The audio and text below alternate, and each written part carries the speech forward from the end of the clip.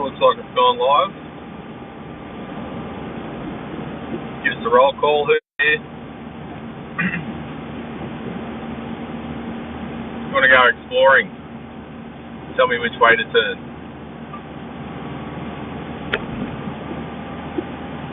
There'll be areas where I've got no reception because it's the mountains.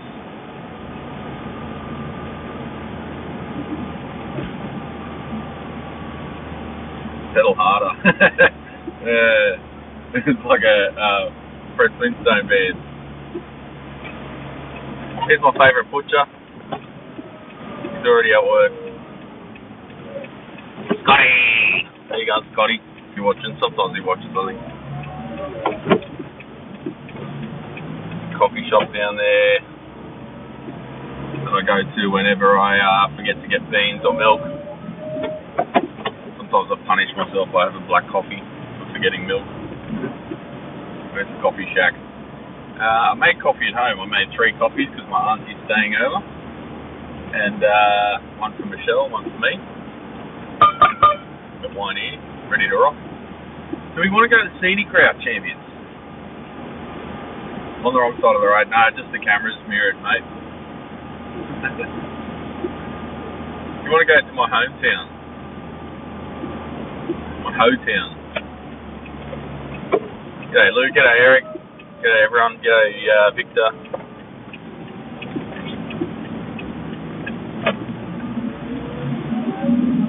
So this is a town called Blackflint. Boring weather in Sydney. I don't know, raining's interesting. Trees have only just started to turn. It's been a very warm autumn. I'm still wearing shorts. I've got a jumper on, but it's not very cold. It's about 9 degrees Celsius. About as cold as it gets around here. Sometimes colder very early in the morning. Let's go to my old stomping ground, eh?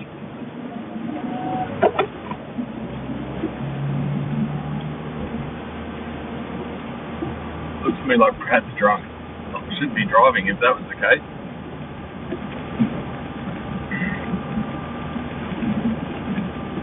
I keep thinking about getting rid of the van because I could probably get like 25,000 for it or something and then just get a motorcycle and have some more money in the bank. But I don't know. Days like this, I'm pretty glad I'm not riding a motorcycle to work. I used to ride rain, hail or shine every day to work. Summer, winter, it was the only vehicle I had was a motorcycle for about there. But yeah, getting soft in my old age, now I'm 40.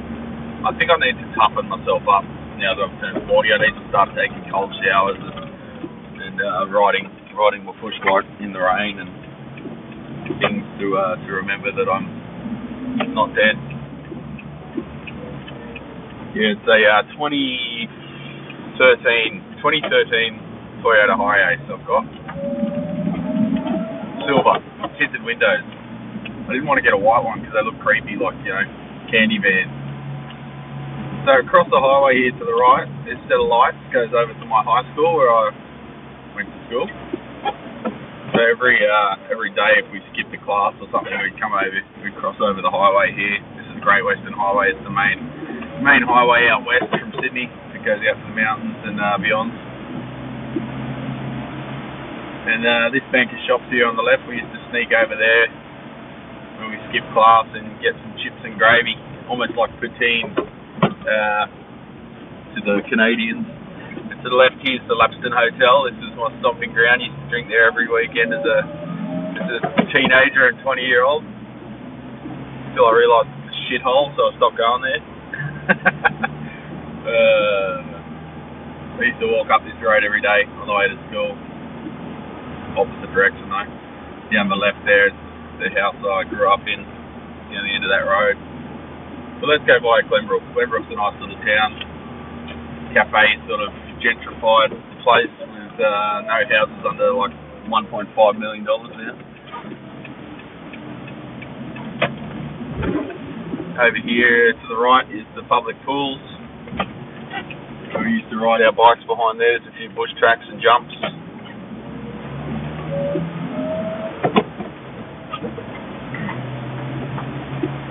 there are a lot of Subarus around. Yeah, there's quite a few Subis around here. We've got one. We've got the XB, Cross Track, or whatever it's called. I know quite a few people who've got one. A few Foresters. What's the other one? The sort of more sedan-y style one. Speaking of Subarus, there's one. Oh no, that's a Nissan. There's the fire station where my mate Quinny used to be stationed. I went to primary school just behind this bank of houses to the right. That was from year 3 till 6, 1993 to 1996. Went to school there. That's where I learned about computers. Because I taught the computer teacher more than he knew when I was 10 years old. Well, they got the markets on today. Actually, that's a good point. I was going to get some stuff for the markets. What did I need again? So this was another school to the right here, but now it's like a Rotary Centre, and they have markets there every second weekend. Farmers markets and whatnot. Over here ahead of us, that's the Glenbrook Cinema, and they've got a community hall there which they have a record fair in once every couple of months. This intersection's stupid. No one knows when to go. I think they need a roundabout there or something, I don't know. And here's Glenbrook.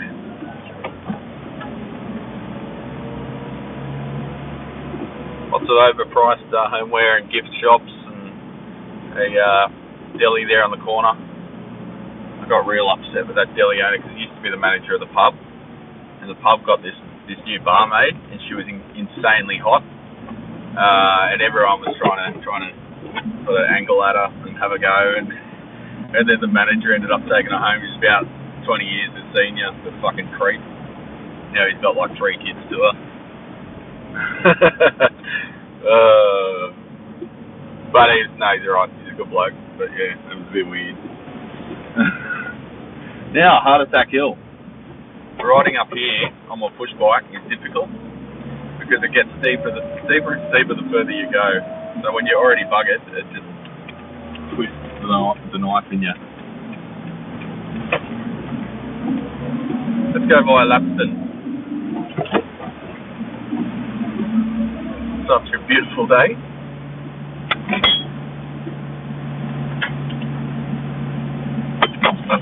Looks like the reception's getting a bit worse through here. The reception might get spotty up here because it's on the face of the mountain. And then we go down to Weeby Plainstown.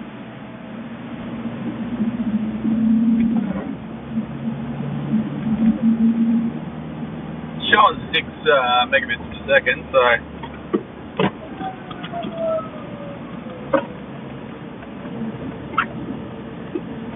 Jim, I guess you're 56 then. Yeah, at this age it's a bit less weird, but she was like 18. It's just weird. Like when you go to high school, right, and all the cool chicks and the hot chicks are all hanging out with dudes like 5-6 years your senior, and you're thinking, oh man, those guys must be really cool. And then when you get to that age, you're like, oh, they're the weirdos dating high school chicks. They're like, yeah, they're like fucking weird guys. Like not mature at all. No one talks to them, you know. When you're back in high school, you think they're the cool kids. Well, they're not. They're weird creeps. But you know, live and learn. You only learn this stuff when you're older. When you're young, you don't know. One of my mates smashed into a tree here once when he was drinking. The trees, I shouldn't laugh. It's pretty fucked. But netball courts. Used to have fireworks here every year at the school to the right, and that was underage drinking central. We'd all bribe our older siblings to buy us beer, and we'd have a party in the bush away from the parents. It only happened once or twice. Then we got old and mature and smarter. You still hear the fireworks. They still do it every year. We can hear it from my place. Sound carries in the mountains. It's like a big reverberation tank. So look at that view. We're looking down over Emu Plains and Penrith. That's the Nepean River and the main bridge to Sydney, which we're not going to cross because that takes us to Penrith. We don't want to make you get butterflies in your stomach when you go down that one. Again, a hell of a ride for a push bike, lots of hills. Around here, if you get on the push bike, if you get on the mountain bike, you pretty much, no matter which direction you go, you're in for a hell of a ride if you're going to ride to somewhere and back. There's so many hills, man. Like, this is probably a 20% steep one at the moment. It doesn't look steep on camera, but it's very steep. Bridge across the knapsack something or other. To the left here, you're about to see a reservoir tank, and behind it is the entrance to the mushroom tunnels, we call it. On the left there, that's the driveway, and that's the original railway station, railway track, the Blue Mountains, that was too steep, so the trains couldn't get traction.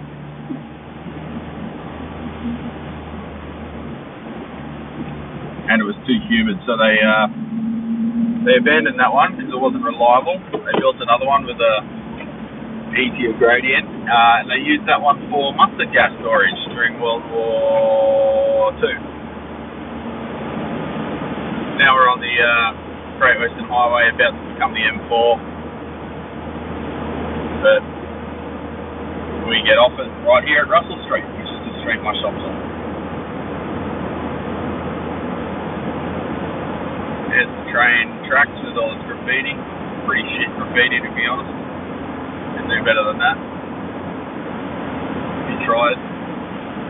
Everyone does about 30, 40 over the speed limit on this road. And they get angry if you don't as well. I'm doing 90 k's an hour, 95. According to the speedo. Speedos are all about 10% off.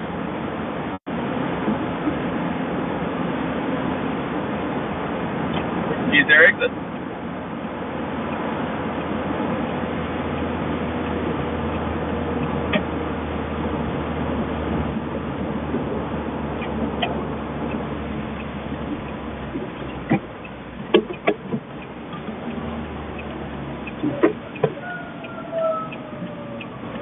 This intersection's a bit hairy, you can't really see the cars coming until they're already on it.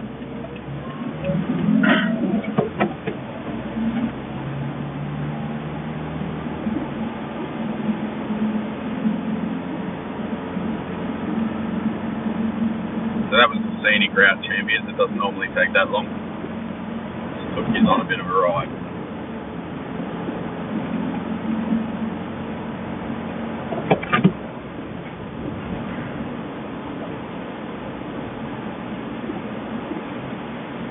Alright, got to get my game face on.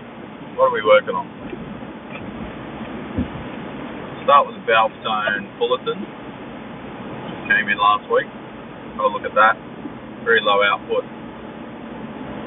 Suspecting some issues around the phase inverter. Only baby of the group. I was born in '84. I had a very good conversation yesterday with one of my heroes. You've probably seen me here in the forums or whatever. There's my brother's house. Hello. Probably seen me mention his name before. Rod Elliott. Rod Elliott from ESP Sound Products. Bloody legend in the hobbyist and just general electronics and audio fields. His website's amazing. And we finally managed to touch base and have a good old chat. We're on the phone for about 45 minutes. It's great. So he's going to Electronex like he does every year. And I haven't made it yet. We keep going to do it, Dad and I, and there's always something that gets in the way. But this year, I think next Wednesday, I'm just going to commit to it. I'm going to make it happen. So we get to meet Rod there, and I have talked him into a few champions, so we might have I've been trying to get him on the amp hour with Dave Jones, but Dave's been a bit slack, so if Dave won't have him on, I'll have him on. I just jaded enough that I get honorary membership of Gen X. I'll just go open up champs, I'll come back and grab the camera. One sec.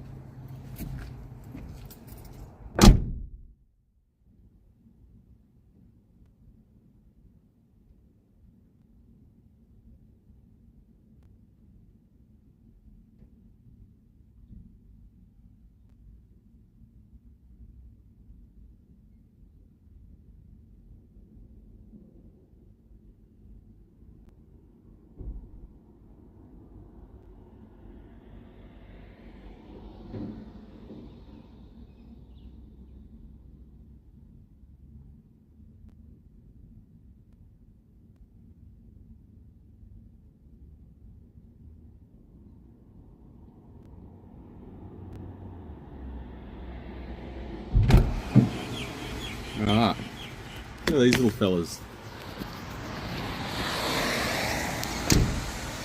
Can I go non-wide angle? Yep. Can I zoom? Nope. There's a galah. Hello mate. G'day champ. Ah. I need to be scared.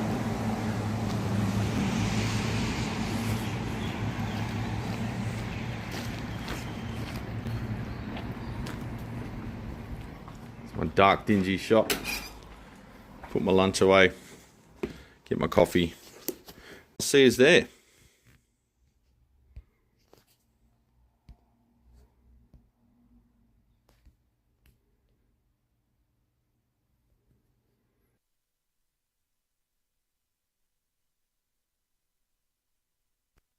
Hello, hello.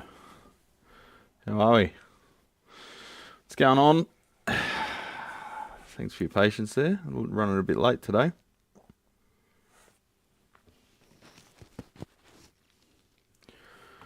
What's going on, everyone? It's good coffee. Right, so switch your phones or whatever over to live chat. Tell me if there's any issues with the video or audio, aside from the usual that I can't fix. We'll get into it. Just going to fire this up on the YouTubes. Just check that everything's working.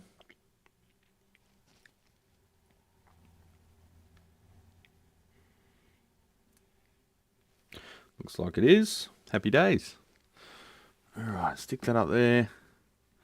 Audio sounds great. That's fantastic. I've got my cool little oscilloscope thing over there for a bit of visual interest.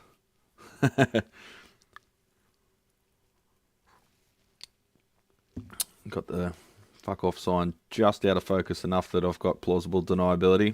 That's good. Got my awesome backlight here to shine off my head. Alright, I think we're good to go. So, what are we working on?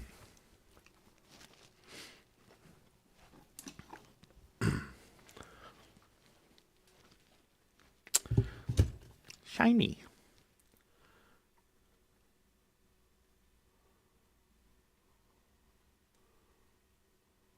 That's better. Champions. Today we've got a Valve Tone, which is an Australian made amp. Fullerton. It's got two 5881s, toroidal power transformer, two 12AX7s. Looks like a US made output transformer. www.musicalpowersupplies.com. Interesting. I haven't seen that before. It's got a front panel, which is kind of like one of those trophy things. It's like plastic, made to look like metal, and then routed with the engraved with the labels. And on the back we've just got the old, looks like Brother P-Touch labelling.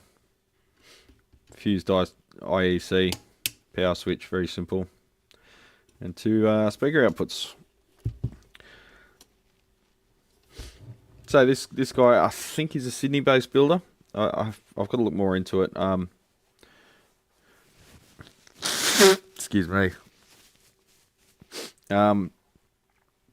But yeah, this one's coming with reports of low signal. So I think I'll have a quick look at it before powering it up. It's got no real visible damage to the valves. There's a little brown ring around the getter, which means they've gotten pretty warm.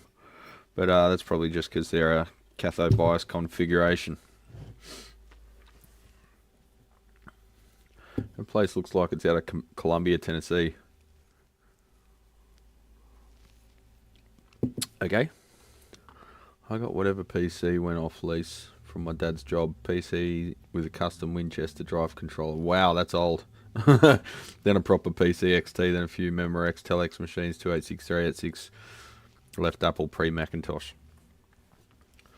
I think my first computer was a 286. I think I had to share it with my brother, so we had one between us. Jace was the computer nerd, and I was just a little kid. Wanted an Amiga, but never ended up with one. Well, you know, Jim, today is your day. You could buy one if you wanted. You're the boss of you. Get one and get into vintage computing. They're insanely simple now that we've, you know, dealing with the stuff we deal with on a daily basis these days. Warning, dangerous voltage inside. Do not remove this cover. Pfft. Not even my real dad.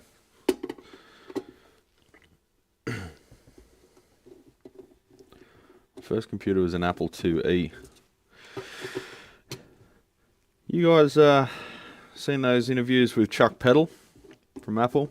Very interesting on how Apple started out. Oh, that one's binding. How you going, Wes? Sorry, missed you there. Jim, Rob, what's going on? Oh, that one's really loose.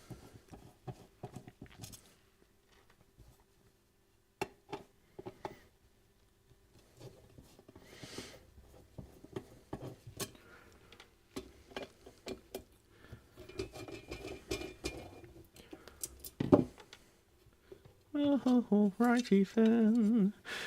Alright, so this one's pretty much in line with the other ones I've seen. Sort of tag strip and point-to-point, combination of tag strip and point-to-point construction. Reasonably well soldered. Look like, I want to say half watt, but they're probably 1 watt carbon films, the majority of which. Got a couple of carbon comps in there, strategically placed. Some carefully thought out glue on the components to stop them waggling around. Let's check for voltage so I don't embarrass myself like I did on the last live stream. There's not going to be any because I can see the bleeder resistors here. Yeah, nothing. That's a ground bus. Nothing. So yeah, we're good. Alright, so she's cathode biased. Just eyeing out the schematic in my head.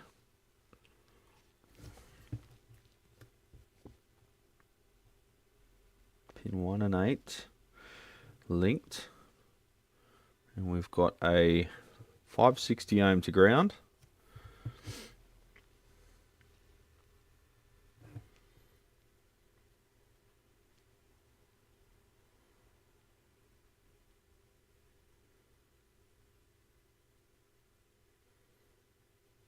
.560 ohms. So we've got two 560s to ground actually, two 5 watters.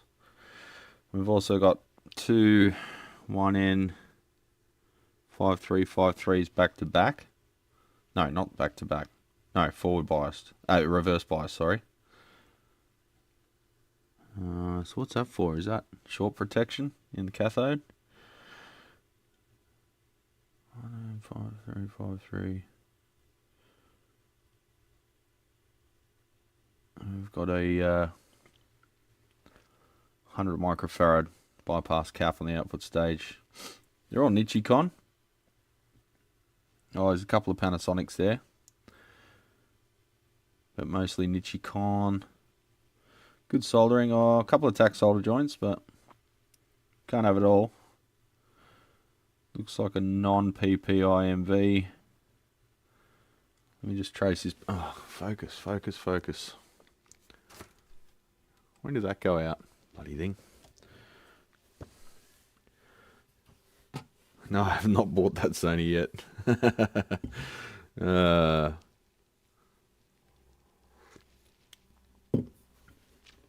Does a good job. Heard he was retiring. I don't know if this is a full-time job of his or if it's a retirement sort of thing, so you probably keep making amps.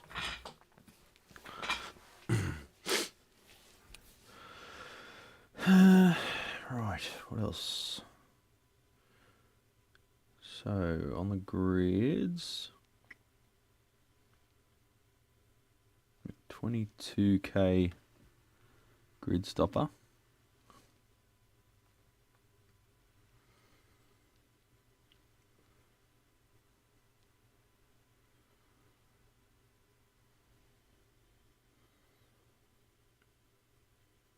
$56 ohm screen grid resistor, which is weird.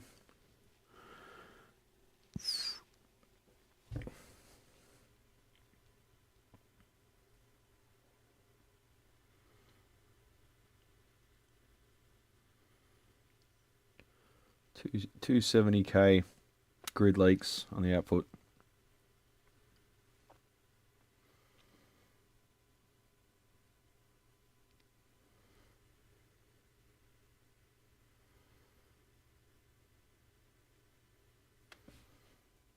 Pin 1.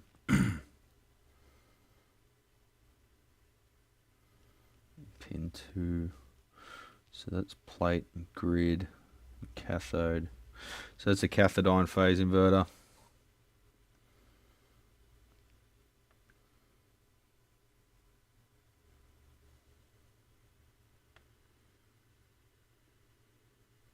What looks like local negative feedback. Might have to draw this out.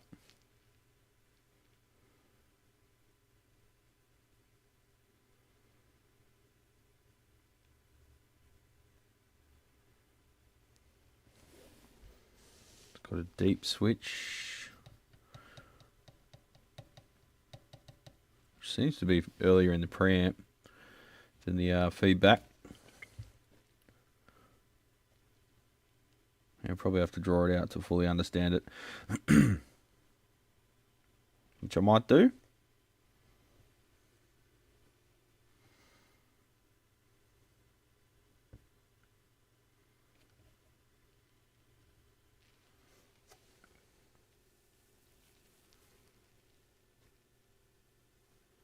The word no in Australian is impossible for Americans to pronounce, really? No. Really? It's pretty similar. No. No. No.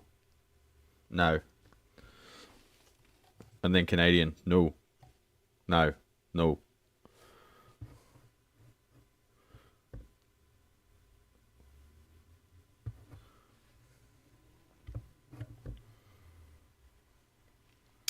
I'm not seeing anything scabby or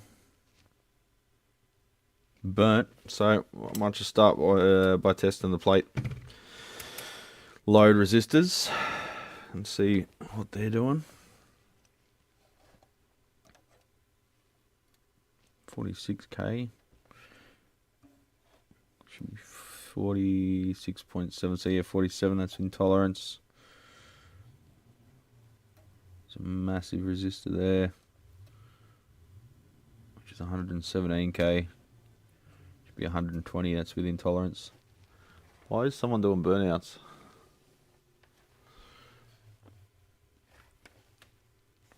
Why burnout? Why for? 120K, that's right. 122k. Alright, so all the plate loads are good. Check the screen grids. 56 ohm. 56 ohm as designed. 820 ohm there. What we got here then? What's all this then? 2.2k. So is that... Where's the transformer center tap? That's there. Okay, why have we got a resistor and cap? Okay, so that's like...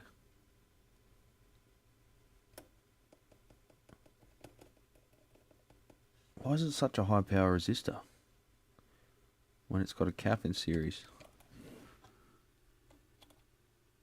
It's like a cut control with a resistor in series with it. Preset 2.2k, but it's like a 10 watt resistor. What? That's weird.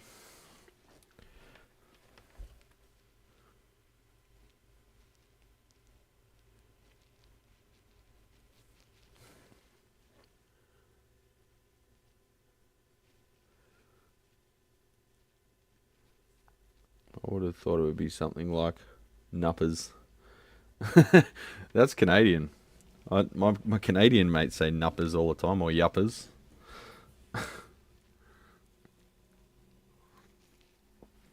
Nine. Is it on the output plates? Zobel. Yeah, it could be Zobel, yeah. It's on from plate to plate, Lyle. 2.2k in series with a 33 nanofarad. Bit weird. I've just never seen it before, that's all. It just doesn't mean it's weird, it means I'm not aware of it. It's just not something you see every day, that's all. So I think we give it some juice and see what happens. Yeah, smash that like button, Ken. Smash that like button.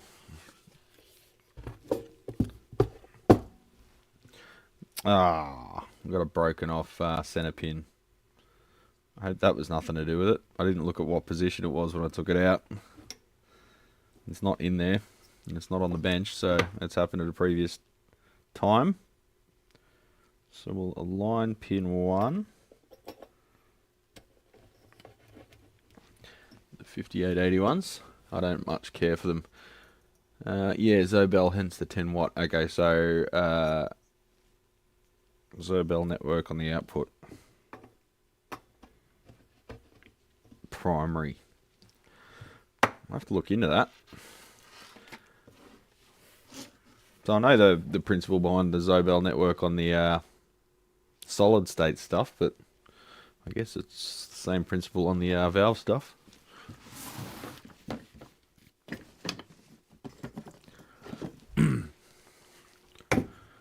That'll work, maybe. It's a bit annoying on this one because it's hard to get a block there because everything's right up against the edge, so I'm going to have to put something like that. Get another cork block.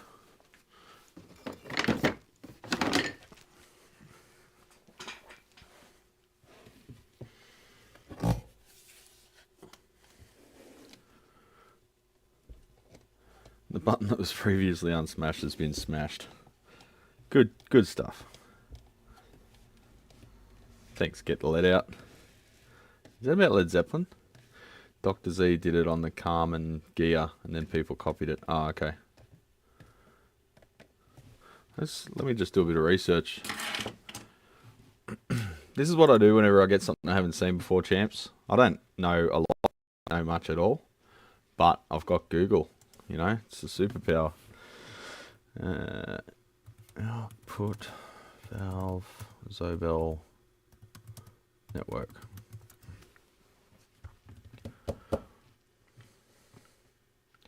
Correct. It represents a phase correcting load across the amplifier's output. It attempts to keep combined small capacitive effects. Blah blah blah blah. Forums.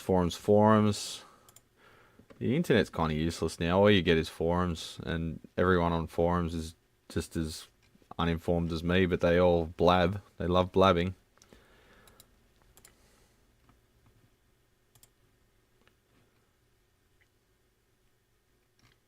Finding a lot of solid state stuff.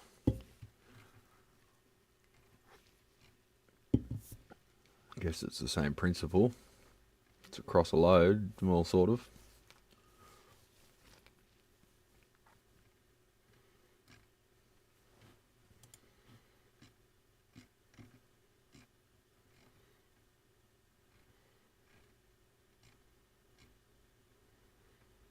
Because normally you find band stop Zobel networks in series with a speaker outlet on your the speaker output on your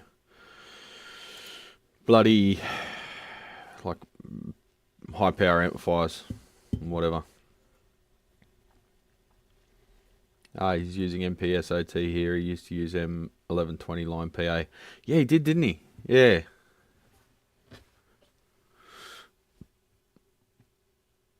Yeah, the line outputs.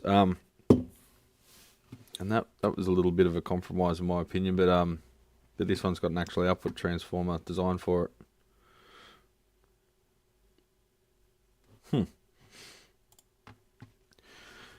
Okay, let's get the life support system hooked up.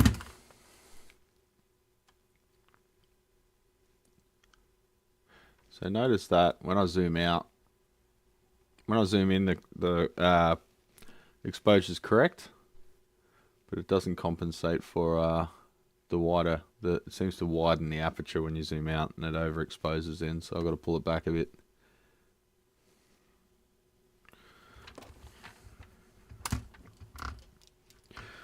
It's a conjunctive filter.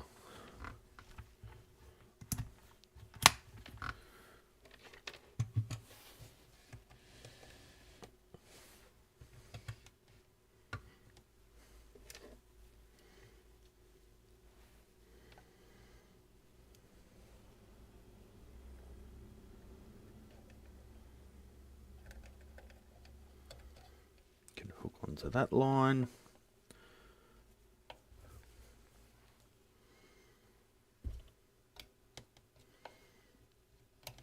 So, what I was saying when I was driving about Rod Elliott. Let's adjust my camera a little bit now. I'm sitting down.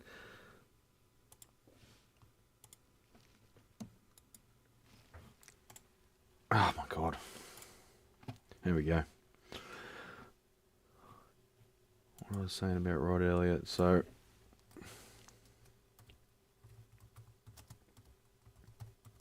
here's his page, which is one of the most comprehensive audio focused, but not exclusively audio, but audio focused web pages I've ever found.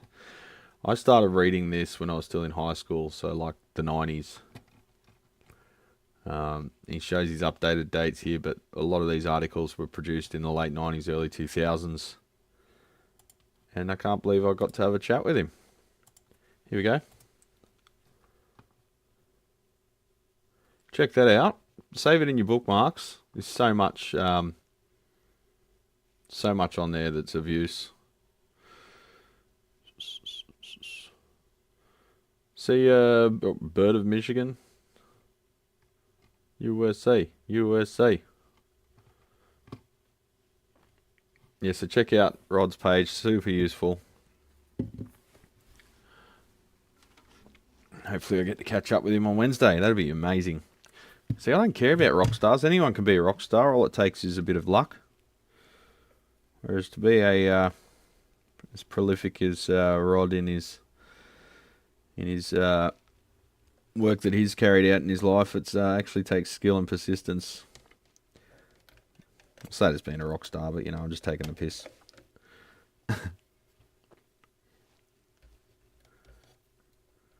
Point being, now that I'm old, I don't care about rock stars.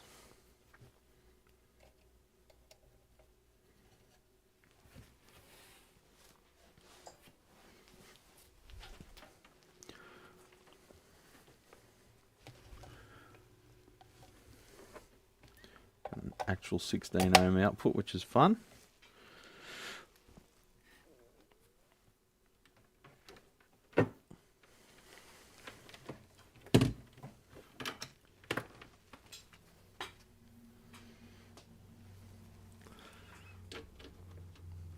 testing a speaker yesterday, so I'll turn that level down and it'll blow shit up.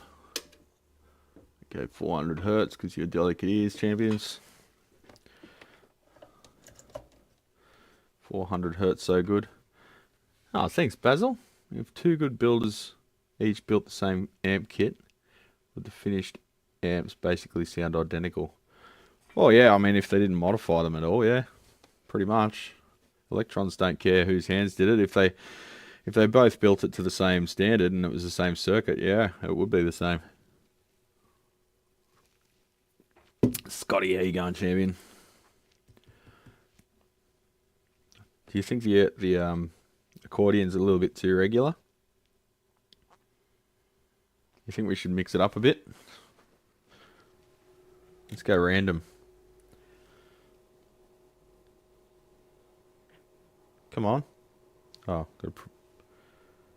there we go. A bit more chaos.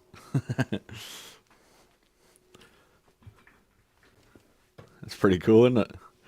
It reminds me of like a background in like Commander Keen when you're walking around. There's some computer in the wall just doing silly shit like that. I love it.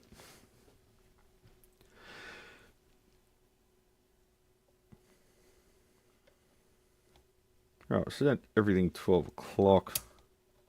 It's got a 3-way gain switch, which is altering the bypassing on the first stage. Yeah. First stage? Yes, first stage. Need to have a seizure warning now. Come on, it's not that extreme.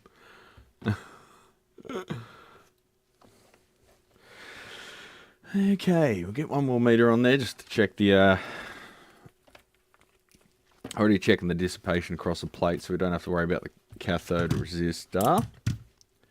I'll just check the overall V plus as well. Where's a good ground point? I don't really want to fix it to the chassis. There's one. Connect it to the cathode. Bottom end of the cathode. We'll connect that one to the B plus. Turn them on. Stand back.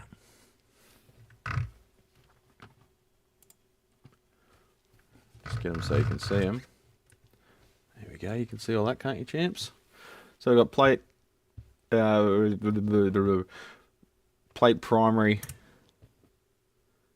311 ohm, 272, near enough for rock and roll. When you turn them on, you know you're on the right spot because you can hear a little pop from the speaker coming from the voltage in the multimeter.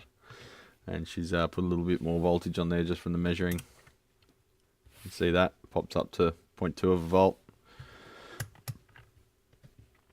0.2, that's the multimeter.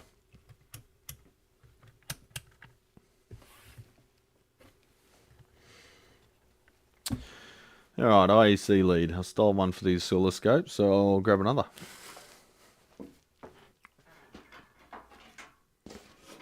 It truly is, at the moment, a silly scope, because it's being silly.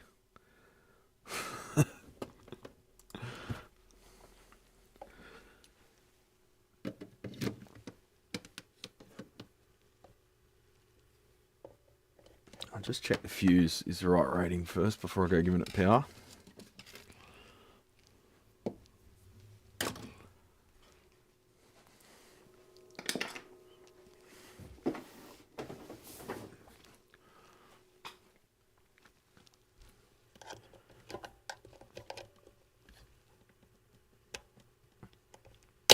Yeah, so this is, was it Darren or Daryl Hoy? It's a builder. 2 amp? Really? 2 amp? Seems excessive.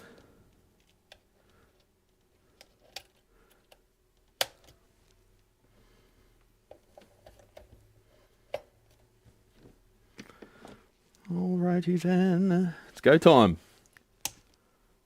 46, 55 watt, 34 watt, 28 watt, 25 watt, 23 watt, 22 watt. Oh, negative voltage. Why is that negative? Space charge. What? Where am I measuring from? Oh no, it's going up now. 65 watt. What have I done? Negative. It's got the positive on the... Oh, I'm connected to the wrong terminal, you dickhead. Just let that drain off for a sec. I was looking at the wrong terminal. I'm connected to the screen node.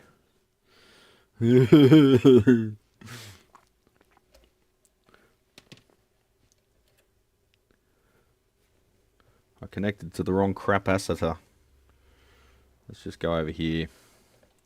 Just trying to keep leads away from the preamp because sometimes you can get oscillation from that.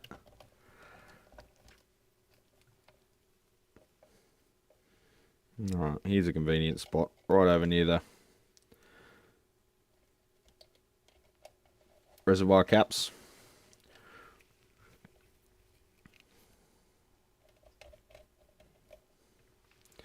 Try that again. Straight up to 420, 422. So we've got two 250s in series. A couple of 450 volt caps, but everything rating wise looks like it's got enough margin. 65, 66, 390, sitting at 1.9, 1.5. So the power draw doesn't seem excessive. Let's give it some signal. We've got signal. Seems about right in level. Wonder if this bloke's got a problem with his speaker or speaker leads.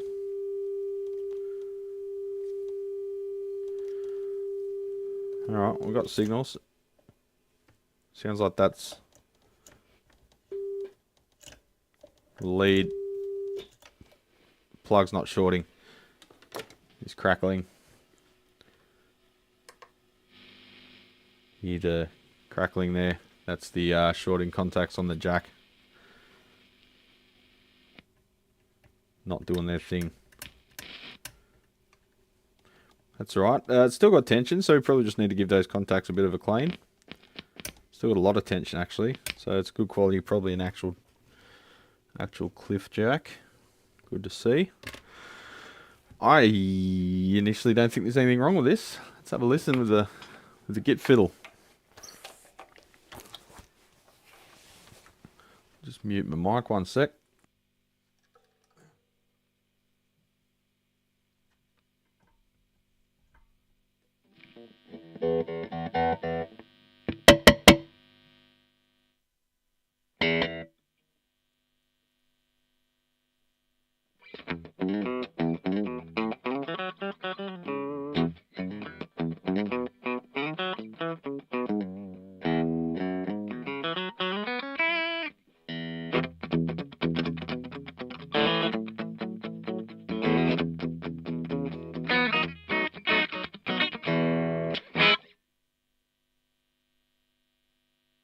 Stick shifts and safety belts.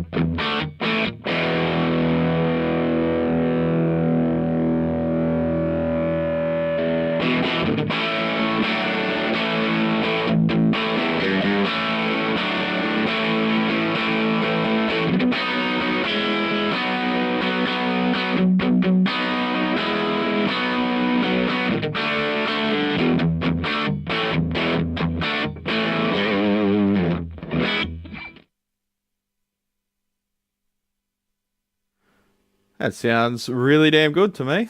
It's a nice little amp. Oh, that's my jack. It's got the jack, but oscillation.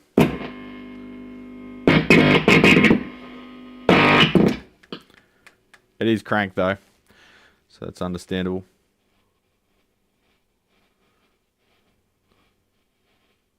A little bit of crackling there on the volume control.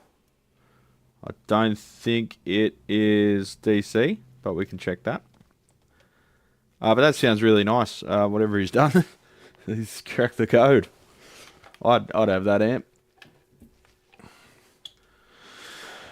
One of his other ones, which I had not too long ago, had a post-phase inverter master volume, but it had like the full PI plate voltage on the pot, which isn't ideal. I would have thrown another cap in there, but it did sound good too, so he knows what he's doing tone-wise. I haven't met him yet, but we've got mutual friends. There's plenty of people that are friends with him, so I don't think there's anything wrong with it. In situations like this, I think what I might do is contact the customer and just say, can you just double check your speaker leads and your speaker cabinet and all of that stuff before I go wasting any time on it. Otherwise we could be charging them for hours that we don't need to if it's a simple problem with something else. I'll just have a poke around. Everything looks solid. And wherever he's done there's a few places where there's just a tack solder, but it's still holding. I'd like to see a hook there or some kind of mechanical connection, but I can't see anything that's let go. It looks like there may have been a modification or two as well. There's a few solder joints that don't look of the same quality as the rest of them. Like maybe there was a slight voicing change at some point by someone.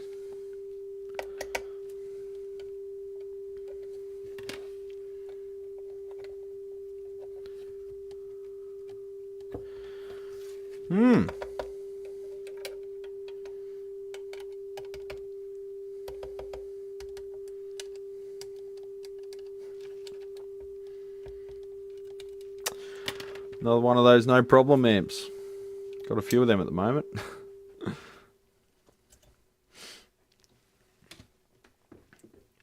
I've just had that tube inserted wrong. Yeah, could have been actually. I'd like to believe that the owner would have told me if there was something to do with that, but you know they never go into detail. It's not the case in this customer, but often it's almost like some customers try to obscure things. Like they think that if they actually tell you the truth, you'll charge them more or something. I don't know. Like Six says, he says it a bit more cynically. Buyers are liars. But I'm not quite that cooked, but sometimes they're not very honest with you, and it's like, bro, did you not... If you think that I would take the amplifier apart and not find out that you're telling me porcupines, well, do you really want your amplifier with me? Because clearly I don't know what I'm looking at if I can't tell you're lying. So, yeah, it's a bit of a weird dynamic there sometimes, but that's not the case with this customer. I might just ask him, did he take a valve out? But I'd imagine if he did insert a valve wrong, there would have been a bit of carnage in there as well. I'd have to look at the pinout and figure out what the possible scenarios could have been. Maybe J-Man is the one dislike of all the videos. J-Man. Don't get me started on Lazy J.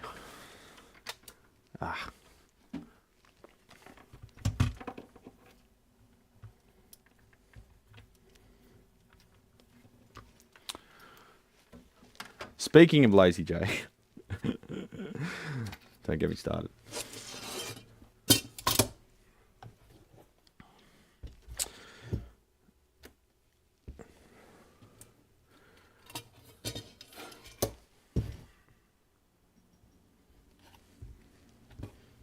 What am I doing?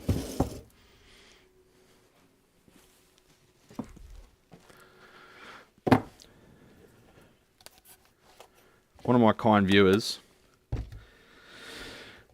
sent me a PDF, or a link to a PDF. It appeared in my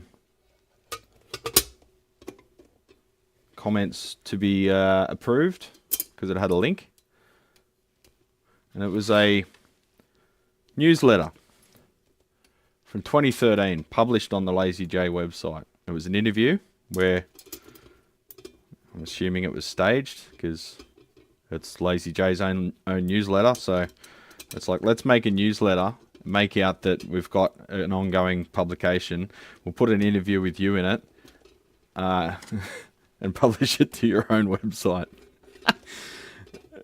Anyway, essentially in the interview, he admits to using the wrong transformer, and admits to it being underrated, and admits to his solution to it being to put a fucking fan on it. So everyone in the comments section that was saying, oh, they wouldn't put a fan on it, he's not stupid, he wouldn't do that, he admits to it in the fucking interview in 2013. So suck on that one. Go and read it. See you, Lyle. Have fun, mate.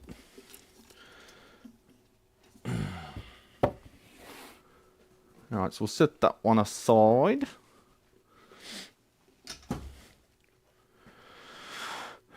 What's next? Don't make me get the heavy one.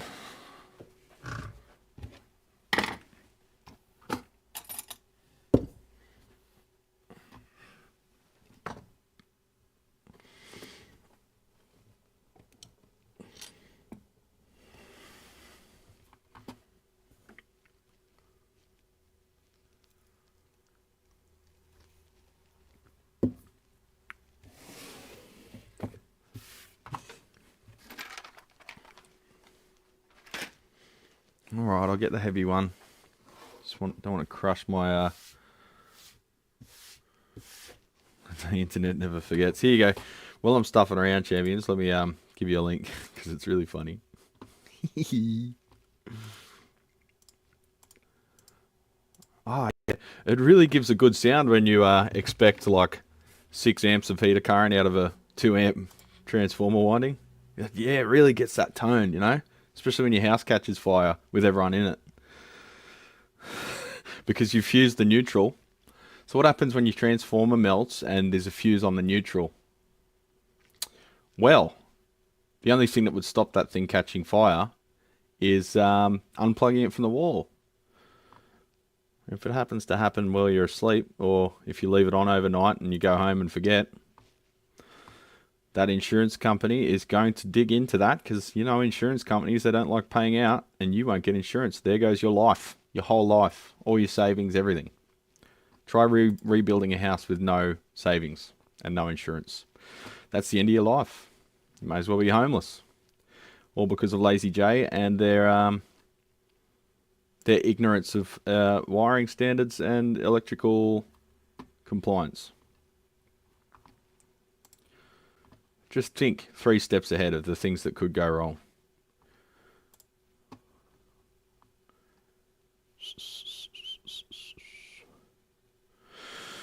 Where did a link to that go?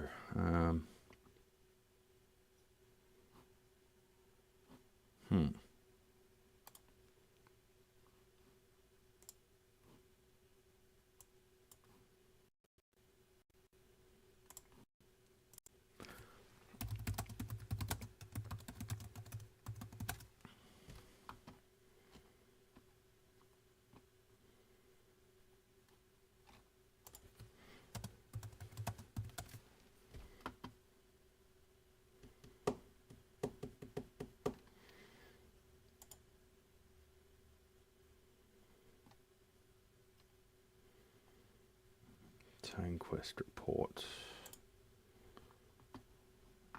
There it is. Copy link. Paste link. There we go.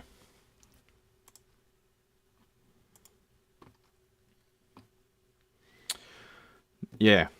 There's nothing wrong with admitting mistakes, except he doesn't admit that it's a mistake. He says it's an amazing tone feature that he's discovered because, I don't know, he's a genius or something. Yeah, no mention at all about how it could melt the transformer, but clearly it was intentional. So there you go.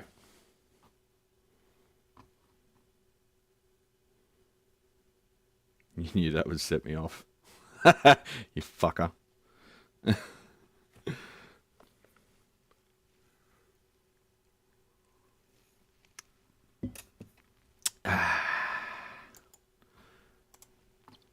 Now, what was I doing before you distracted me, Alex? It's all your fault. I was looking at YouTube, and well, I was going to find the next amp.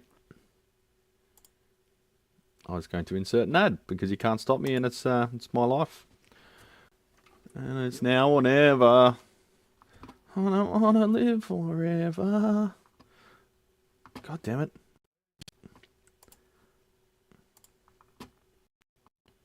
Creator Studio. Man, YouTube is so clunky. So that little live stream we did yesterday, we've got like over 1,000 views on it now. So I think that's a good format. Everyone seemed to like that, from workshop to workshop. And it's not necessarily just 6 that I could do it with. I could do it with anyone. Any champion with a video camera. We could do a workshop to workshop while we're working away. Just, you know, like we're in the same workshop hanging out. Anyway, I'll insert an ad and grab the next amp.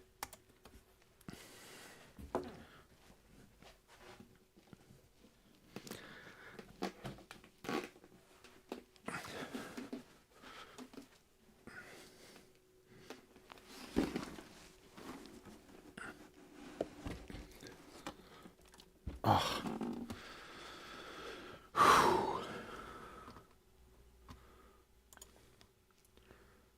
Great live show yesterday. Yeah, cool. I can stop the ad. I have premium. Yeah.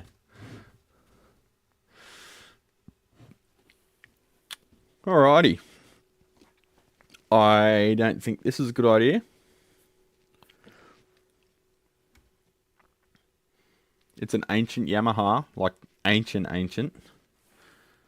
What year? Have we got a date? No.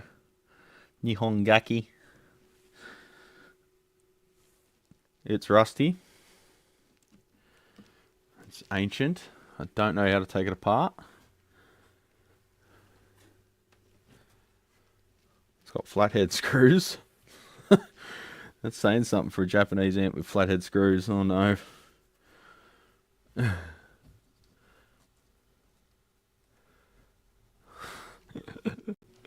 Yeah.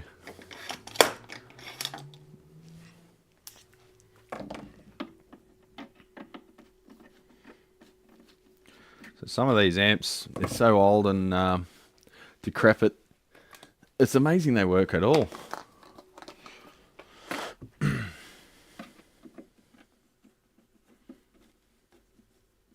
Seen questionable Yamaha work to 6. Yeah, I don't think he'd take anything this old.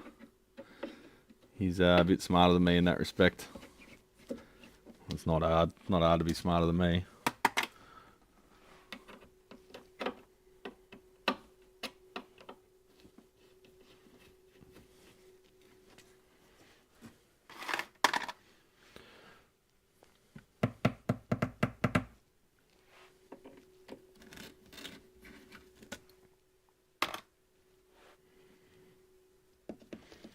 Yeah, doing the online from workshop to workshop format videos is really good when I'm just doing tedious stuff like fretwork. I don't have to stop and look things up or you know, do research or concentrate heavily. Yeah, when you're sanding a whole bunch of frets, it's good to just have a bit of a chat.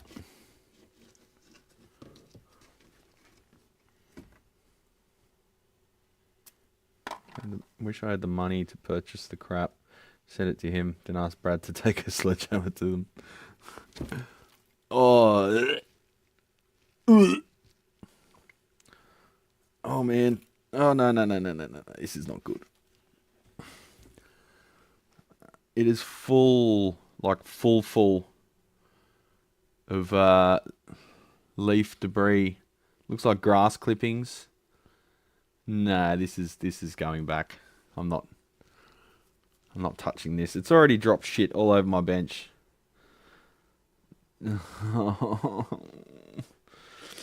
It's not a rat's nest, is it? Come on, guys. Don't treat your amp like fucking farm equipment. And then wonder why it's not working.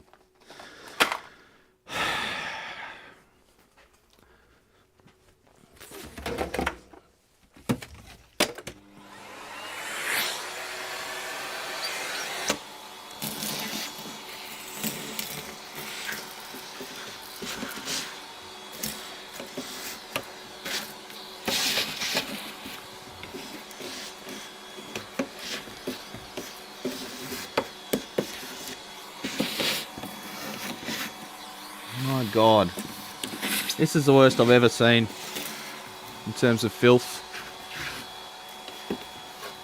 Got two big RC tone speakers. The whole board's covered with what looks like grass clippings, like someone's just opened up a lawnmower on it.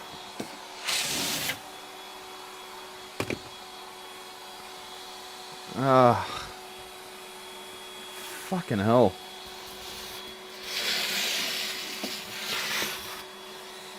Can't believe this.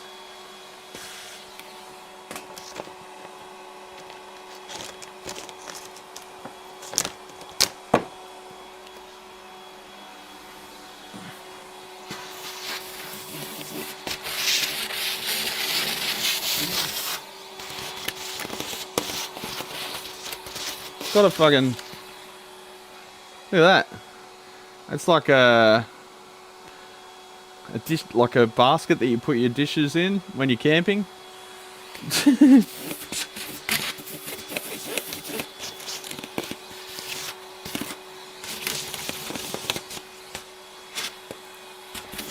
Ugh.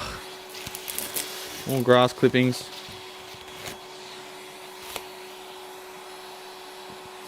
Leaves.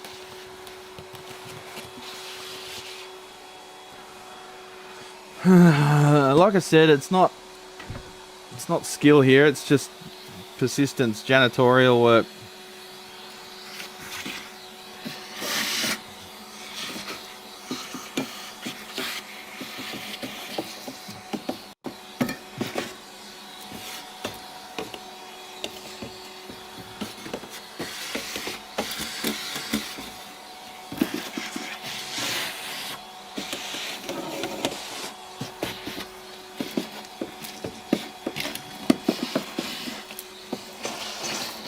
It's literally filling up my bag.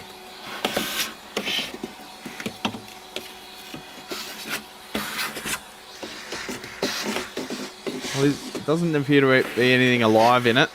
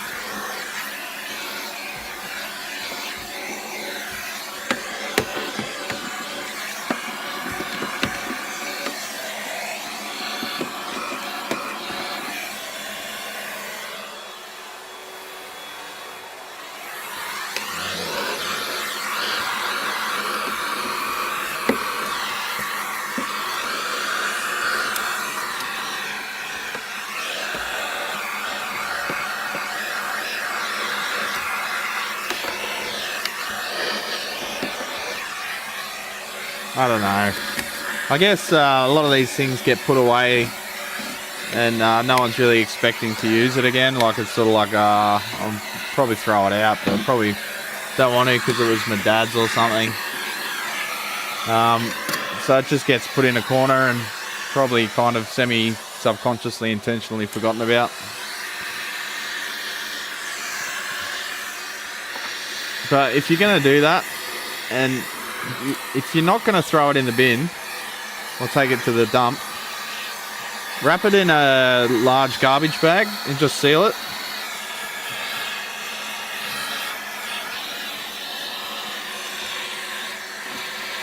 You won't have to deal with this stuff.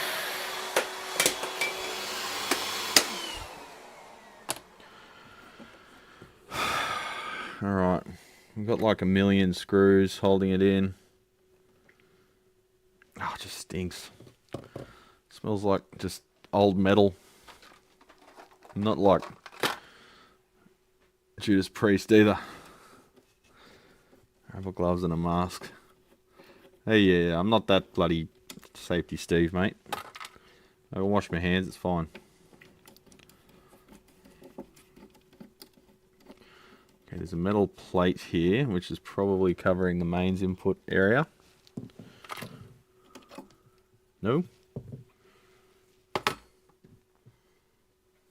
Need more vacuuming.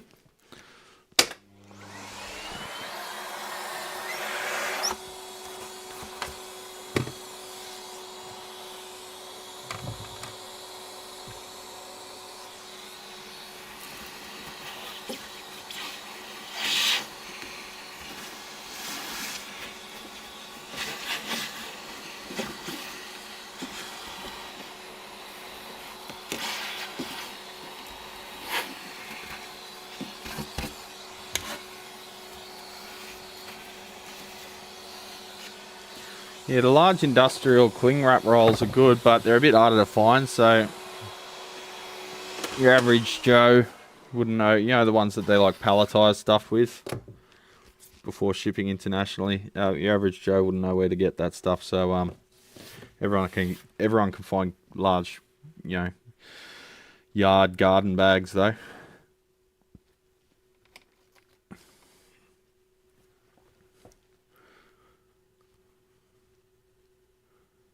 What do I even do with this thing? It's got a million plugs. It's got a separate preamp up the top. Power amp down the bottom. It's got bloody excess wire everywhere. It's got like a full-on wiring loom. It's like one of their old organs, you know. From a stubby screwdriver. Show you this horror show.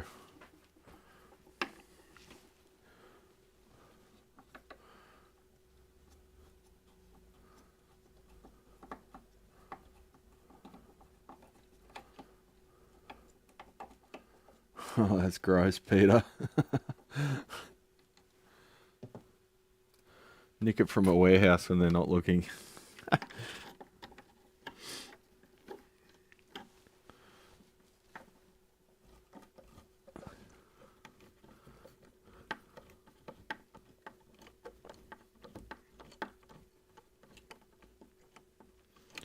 High performance speaker manufactured in Australia. Sorry, I can't speak today. We've got E-Tone, model 241s. Anyone want to look up a model 241 E-Tone for me? See if there's a data sheet somewhere. The handle's so stiff you can't get your hands under it.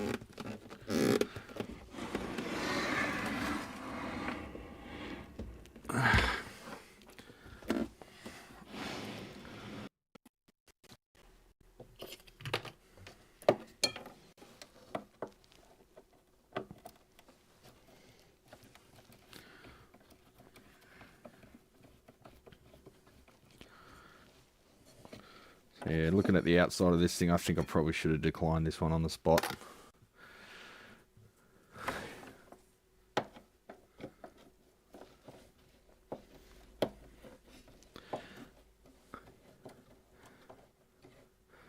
That was a bit of a stretch there, Christopher Butler. Not sure I'll pay that one. Silica packs are mandatory for any electronics or store, even for a season, yeah. Are there any advantages or disadvantages in using toroidal transformers in guitar valve amplifiers? I apologise if it's a stupid question. There's no such thing as a stupid question, mate, if it's asked humbly. The advantages are that they emit less of a radiated field. Not sure of the disadvantages. I haven't really looked that deeply into it. The main disadvantage is they're hard to find because there's more traditional ones that are manufactured for actual, amplifier models. Toroidals do emit a pretty intense magnetic field where the leads enter, though. Sometimes that can actually work against you, but you can rotate them around. They take a larger footprint, which makes manufacturing an amplifier, because, valve amplifiers have stuff mounted on the outside of the chassis, whereas solid state ones kind of don't. So you could mount it on the outside of a solid state amplifier chassis, but you're sort of getting in the way of the valves, and they take a large sort of area on the outside. I've played some Hughes and Kettners, like the Statesman, or the Warp T, or whatever it's called. They use toroidals. I think only on the power transformer. I don't think they use a toroidal for the output, but they're fantastic amps. So yeah, you can use them.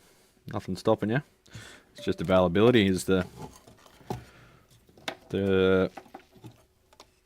biggest limiting factor. Alright, so let's just look at the power amp for now. As gross as it is. God. Give that a bit more of a vacuum before it falls on the floor.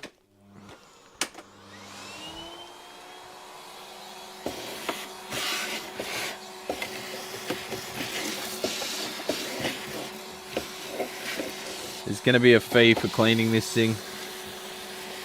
It's so dirty.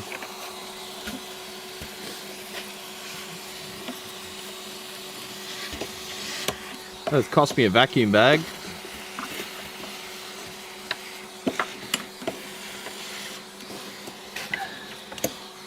I have to vacuum the area in the shop as well because it's dropped stuff on the floor.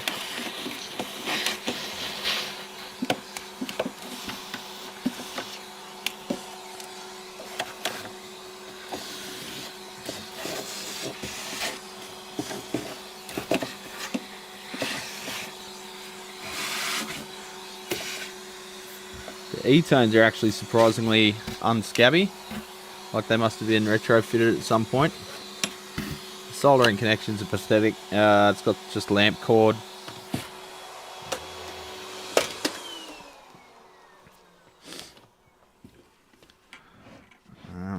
Do we take the preamp out now? How do we even get to it?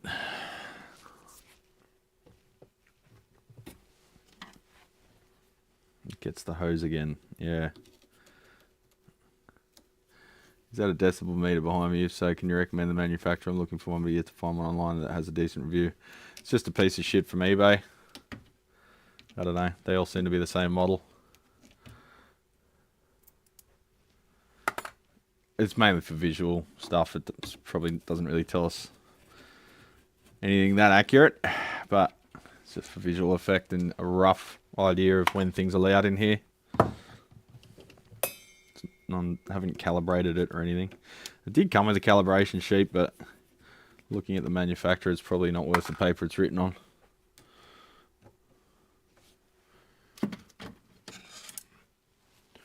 No rabies in Australia. We've got bloody leprosy starting off again in the bloody neglected indigenous communities up in the Northern Territory. Quite shameful that we've allowed that to happen.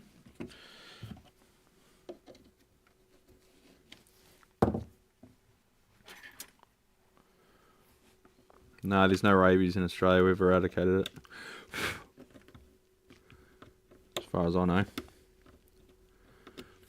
One of the countries that is officially rabies free. At least this week. So I've got to dig the crap out of the screw. Rabies, the only thing not trying to kill you in Australia. I'll stop it. Australia's safe as fuck.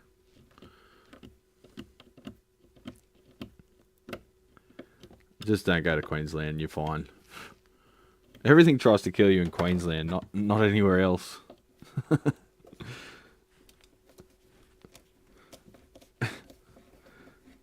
And if it's not an animal trying to kill you in Queensland, it's a meth head.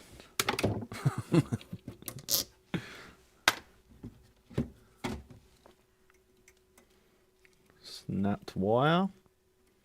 Oh no, that's just a tie. Alright, preamp's just as gross. There's no real easy way to take this out. Does it slide out? No. Does that just hang there? Well, it's going to have to. I think my aunie's here. Yes, no.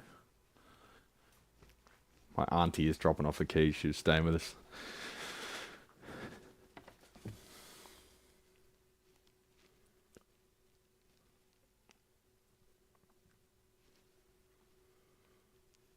Right, so I've got to get a screwdriver up in there. This thing's a pain in the ass. Fucking Yamaha. Good thing you figured shit out eventually, because this is dog shit.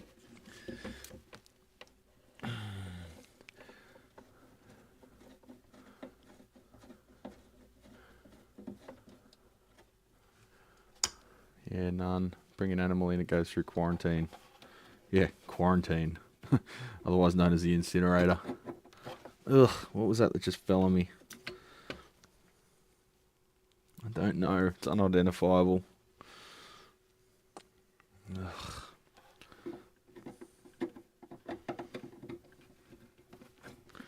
I'm going to have to throw a massive figure at this because the whole thing's just...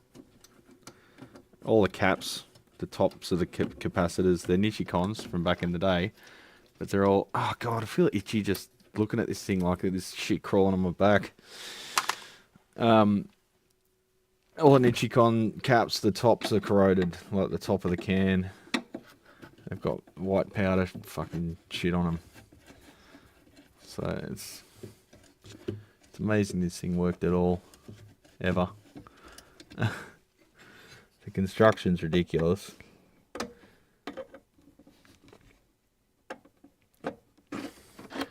God, I keep seeing light shadows in the corner of my eye and thinking it's something crawling in here. It's mentally affecting me, this amp. Just gonna slide out. No, of course not.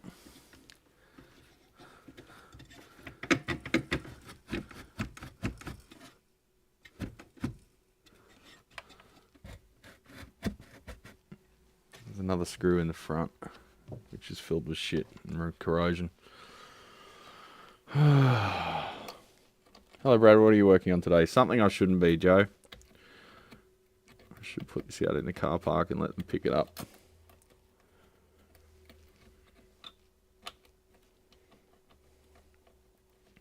Now that I'm retired, maybe I should open a tube repair shop here in Denmark. I'm actually a trained electronics technician, actually so long ago that I learned about tubes.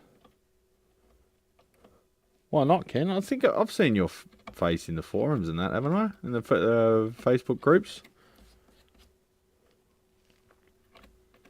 If no one nearby is any good, then it's a hole in the market. And if you enjoy doing it, go for it.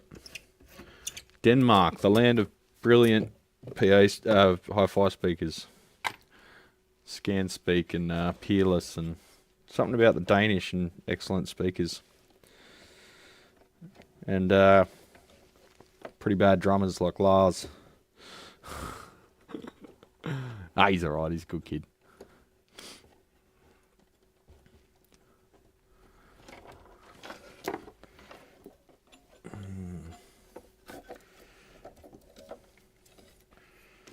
There's so much going on with this thing, champs. I'm just going to cut the speaker leads.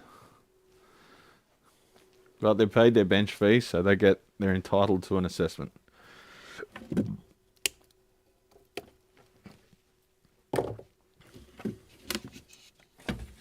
Are we free? No.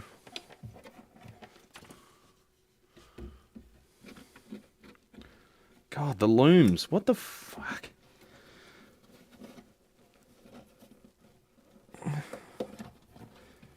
Where did that go then? Oh, is it someone attached to... Someone's changed the signal out to a speaker out. With cockroach eggs on it. Fuck's sake.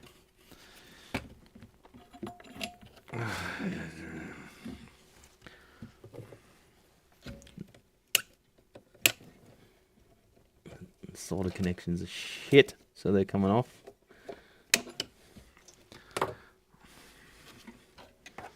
Shit that I work on. Fucking hell. What an idiot. Ugh.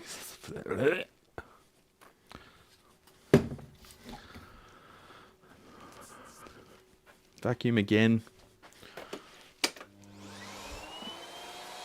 No, full power.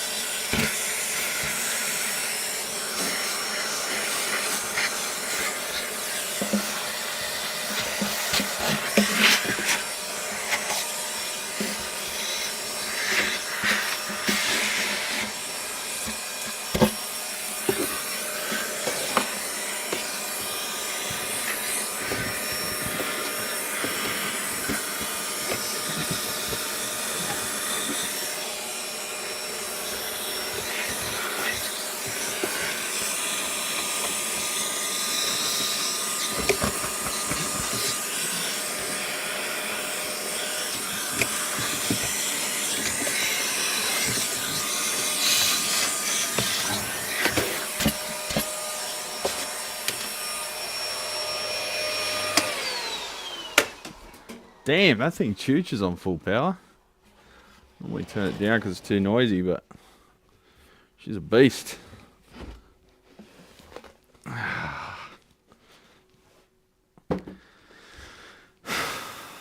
am I fucking doing with my life?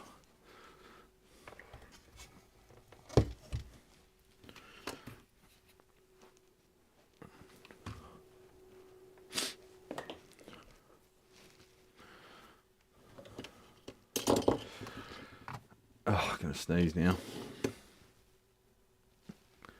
Feed a family of goats. More cleaning than repair, yes, which is why I'm going to charge a hefty cleaning fee. Just have a go at it. Like, this is after vacuuming it. What the fuck am I supposed to do with this? Obsolete transistors.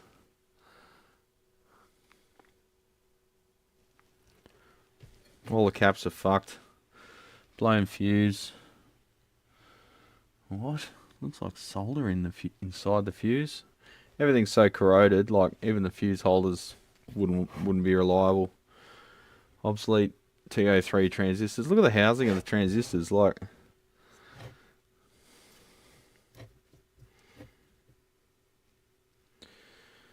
Where do you start? Like those trim pots. Like there's a trim pot under that dirt.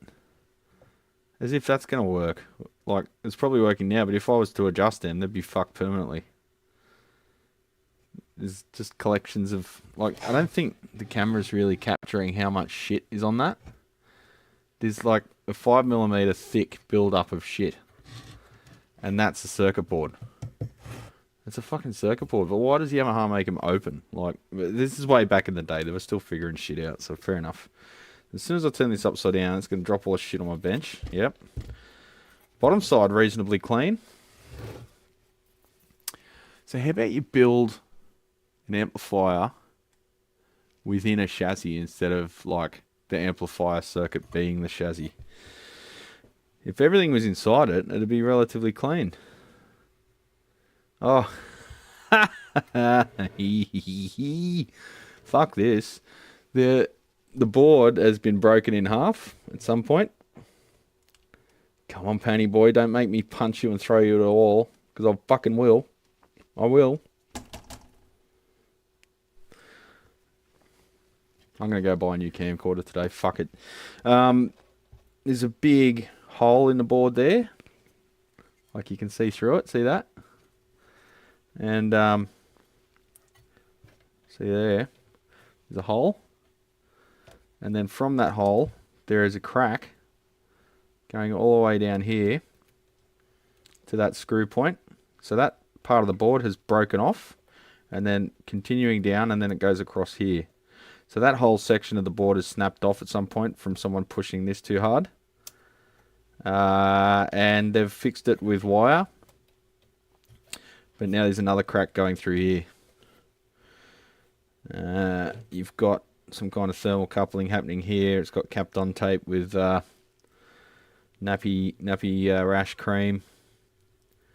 You've got hectic diodes over here. Hectic with snubber caps. Not technically snubber, but yeah. You got your output devices on here for the new camcorder. Thanks, Eric. I'm gonna have a look around, see if there's any old end of line 4K ones, and that way one day if I get a 4K capture card, I might have 4K as the overhead cam. That'd be nice, wouldn't it?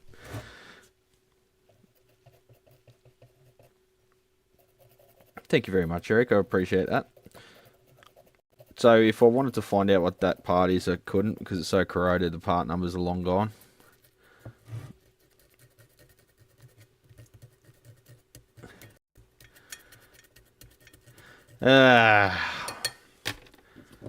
No.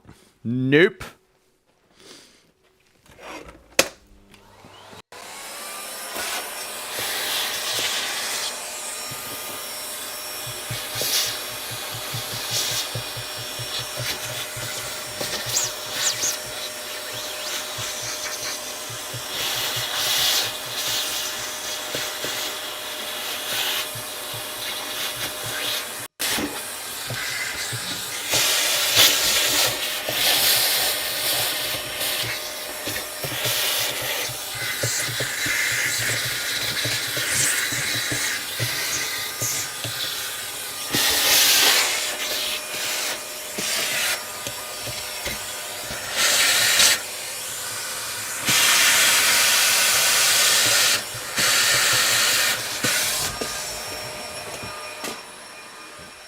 I'm just cleaning it now so it doesn't drop shit all over my shop.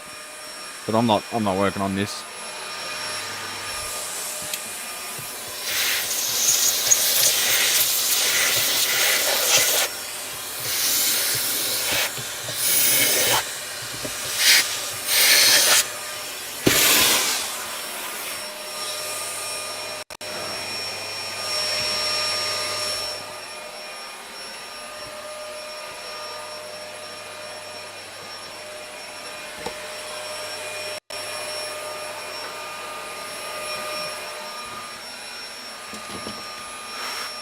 Rob, thanks, mate.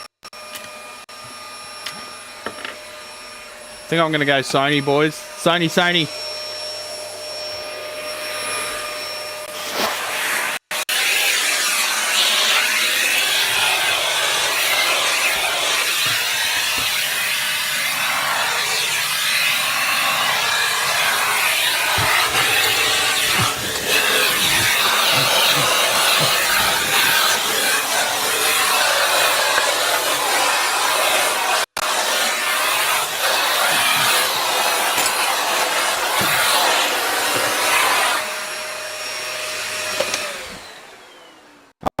Panasonic's disgusting behaviour, deceptive behaviour with regard to their in particular S9 camera release. Ridiculous S9, stupid fucking piece of shit camera that has no real purpose and it's not really fit for use. But it still costs $2,500, $3 grand, whatever it is. they were very dishonest about that. The stupid thing can only film for 15 minutes until it turns off because it gets hot. And it's 2024 and your camera's turning off after 15 minutes. How fucking pathetic. Panny Boy can get fucked. So I'm never buying a Panasonic product again. They were very mean-spirited and dishonest to the online camera community and the video reviewers who basically they owe their living to. And they were very punitive. If you actually told the truth about their products, they punished you for it. So Panasonic will get no money from me. So it's time to switch over to Sony, I think. So this thing's pretty well fucked. It's Panasonic. I might sell that for $50. Might keep one of the cameras just to have a foot in the Micro Four Thirds aisle still. But I'll get rid of the GH5s. Probably get rid of the G85 and keep the GX85 mini thing. And get, it's looking like a A6700 at the moment for my main camera. And probably get one of their 4K overheads. And that should have me covered. So I'll probably go APS-C and a camcorder because the camcorders have a massive focal length range. So I can zoom right in or zoom right out. And I'll have to just check which one of them has phase detect. I think they all have phase detect autofocus. And we'll say goodbye to Penny forever because I'm sick of dealing with the shit focus and the fact that you got to pay over $2,000 to get a camera that can actually focus on shit. It's pretty fucking lame, to be honest. Look at all the wire, champions. Look at it all. My God, man. So this is just as dirty. It's got a very rudimentary spring reverb with foam guides that used to be supple and now rock hard. Juan, thank you. Penny Boy replacement. I really feel disappointed because I like saying Penny Boy, but I think I just like saying Penny Boy. So I thought I would miss Penny Boy, but you know what? Actually being in focus all the time will be pretty fun too. So there's that. Yeah, maybe I should buy a camera today. Well, you're all encouraging me now, so I feel like I'd let you down if I didn't. So I'm going to put this away because it's disgusting and it's not going to be economical to make reliable. And even if it was made reliable, just pick it up and I touch a cockroach egg, for fuck's sake.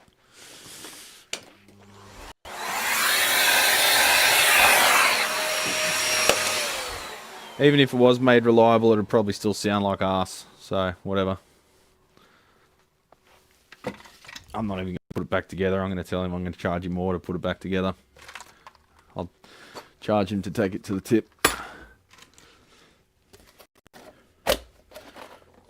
There's no value in that vintage.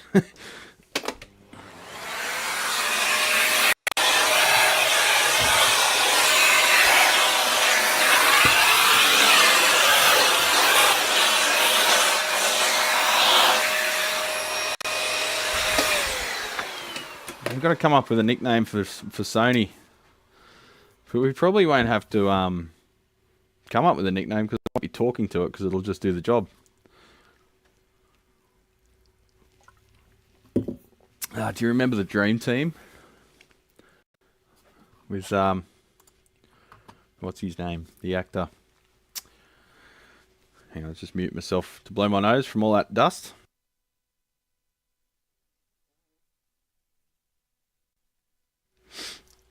Sony. Boney. Alright, time for another ad while I get the next amp.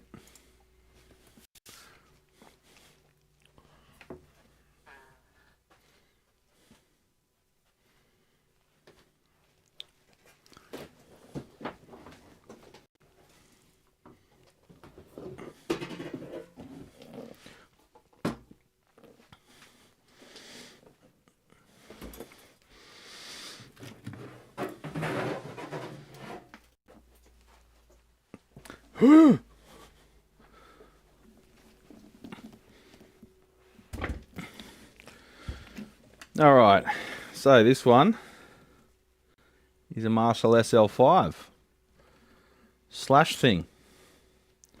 It's a slash fund.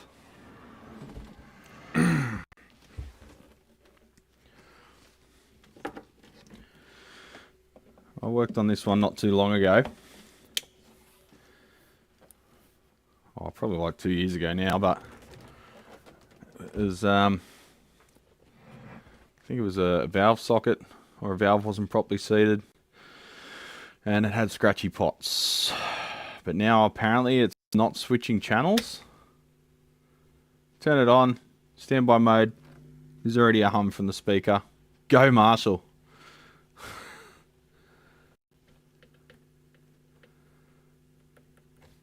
Channel switching's working. Could mean that there's no signal in one of the channels, but I tested it while he was here and it worked fine. So I think we've got an intermittent fault on our hands. Thanks, Scotty. Give Sony boy a home. Yeah. Let's go camera shopping. Sony. What rhymes with Sony? Pony? Bony? Alimony? I don't know. I'll have to have a think about that one. It's not immediately coming to me like most of the funny shit I say does. It might be a bit forced.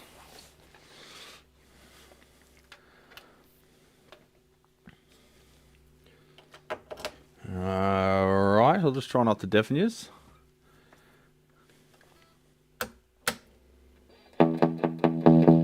Oh. Hear that? Crackling?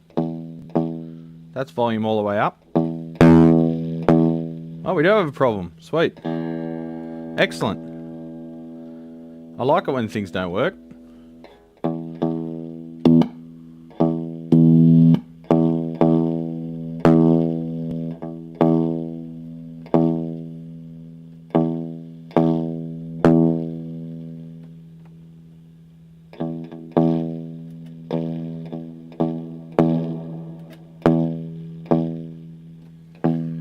Hear that?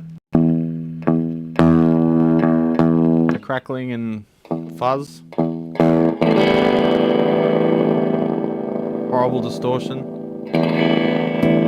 Tapping it brings it back.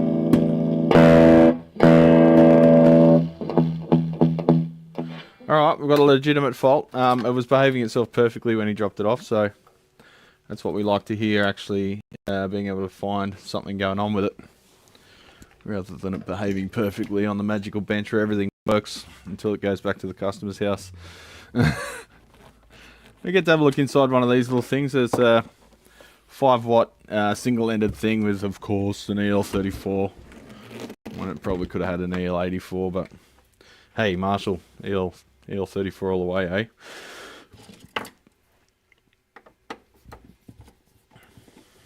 Phony.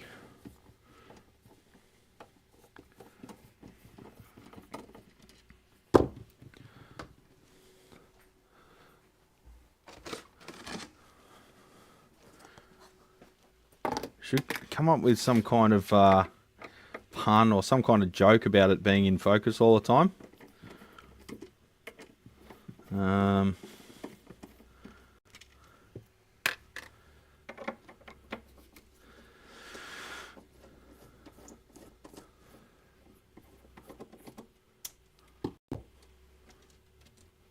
know.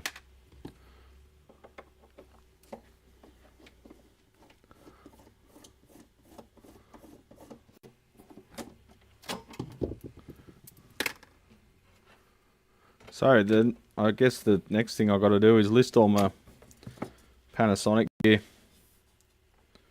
How the fuck did you do that?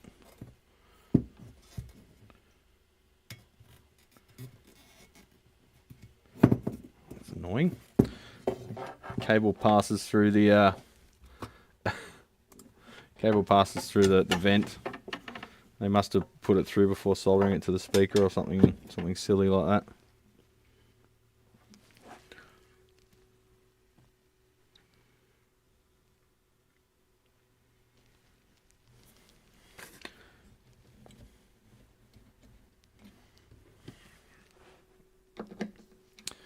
Get my big ass screwdriver.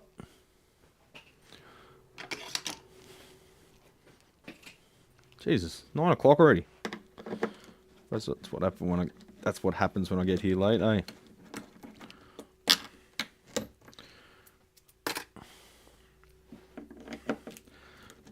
got to cook pizza tonight, so there goes the afternoon.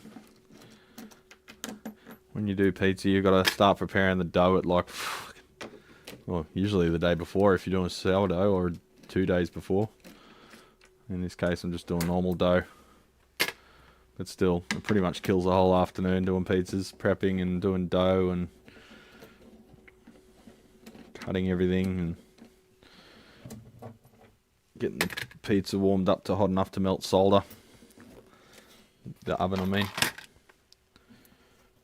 John Sir, he's a massive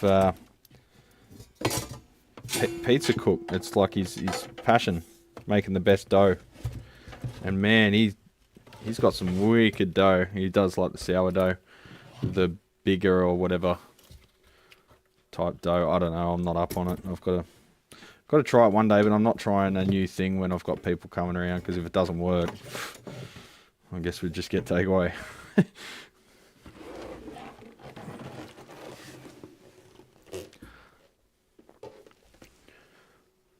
Alright, this construction's a bit reminiscent of the JTM 60 and 30. Terrible amps they are.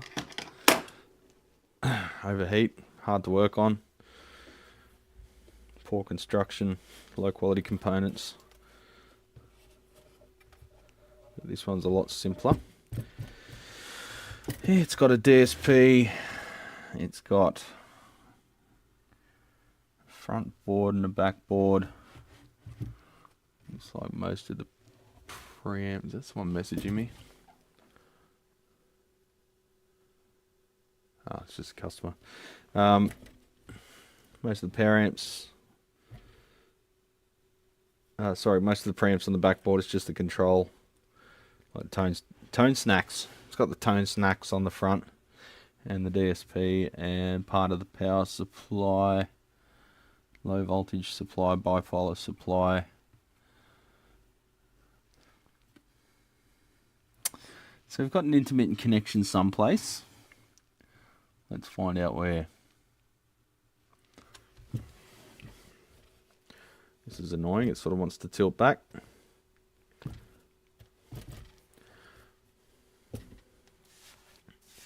Decided they were overpriced for 5 watts. Went with the JTM 410 instead. Yeah, a little bit of a different model there, but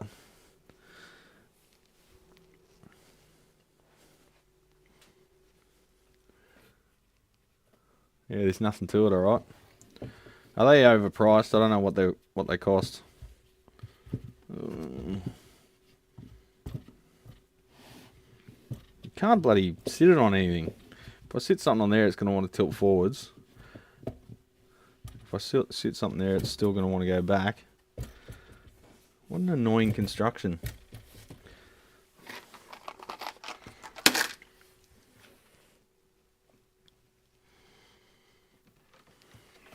Just me moaning.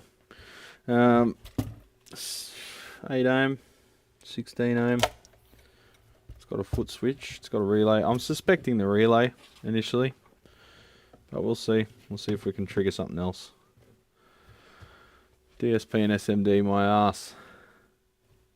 Generally, when you say DSP and SMD my ass, it would mean that that's actually not what it is. It's not DSP and it's not SMD. But I think what you mean there, Ken, is DSP and SMD, what a piece of shit. What are they worth, champions? I don't know what they're worth. I often don't care.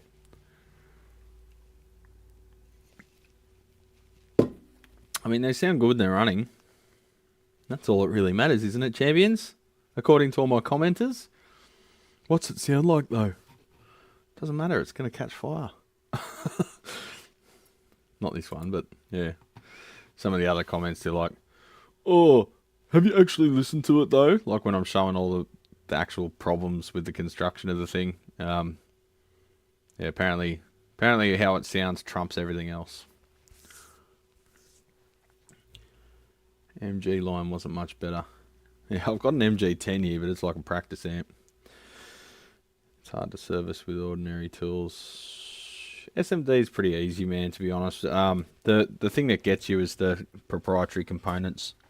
Like it's got a chip there that has a sticker on it that says DFX 90,000 130105. I guess that's a manufacturer or the firmware date. DFX card, Market 4L, version 1.4. Wonder if that's even a Marshall product. It could be a third party. So yeah, stuff like that is not replaceable when it does fail, because it's got firmware on it and it's got a certain pin out. Seeing the SL5 going for 700-ish US, so about 1200 here.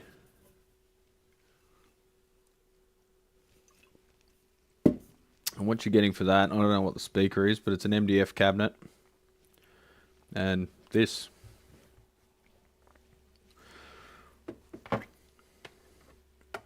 But I'm just being negative again. Oh no, champions.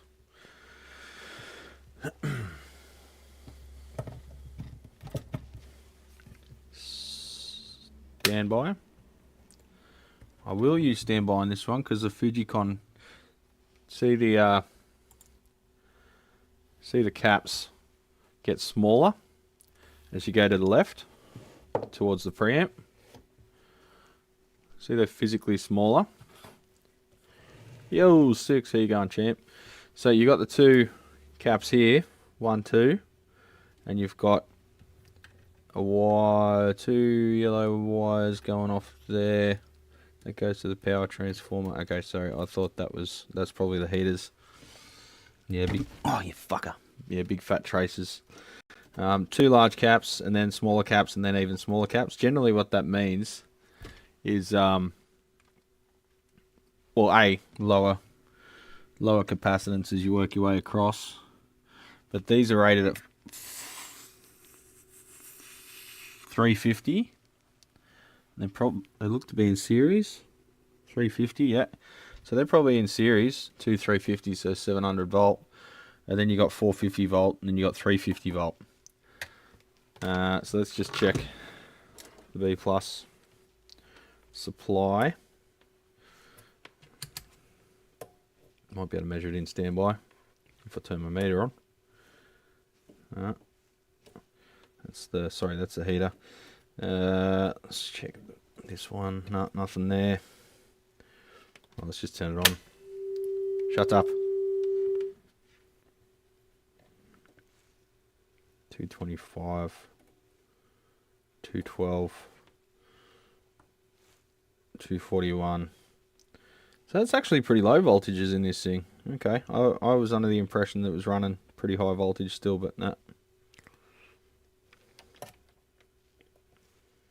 240. So what can happen is unloaded, you can overload the caps downstream is what I'm getting at. But yeah, anyway, we're on a tangent. So now it's behaving itself again, of course. What's my take on car amps? Work of art or hot mess? Hot mess. Circuits are okay, but the construction's ridiculous and they're full of like silicon. Like some meth heads just injected a whole tube of silicon in there. It's ridiculous. You don't build amps like that. Have a look at Lyle's history on car amps on his Facebook, and oh, got the signal cutting out. I think we've got a bad crimp, champions. Which end is it? Down that end.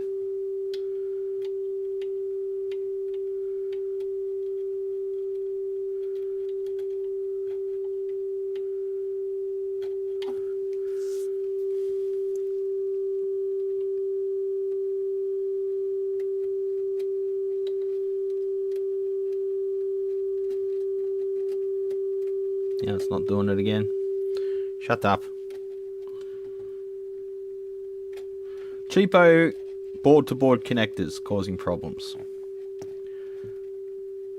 Now I've disturbed it. It's probably broken through whatever contamination layer it had on it. Now it's come good again.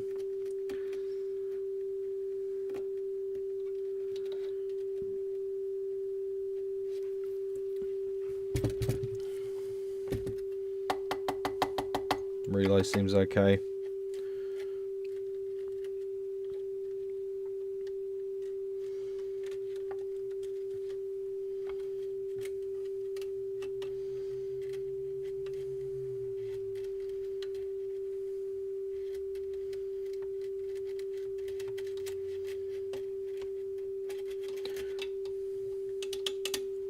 Alright, so I can't make it happen again, but it did happen when I moved that loom there. So that connector's not great.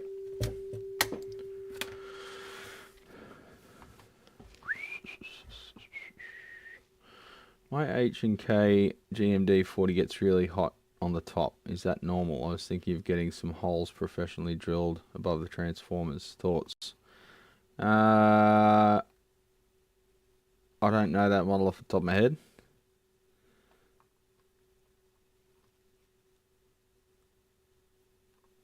H&K GMD40. Using kit.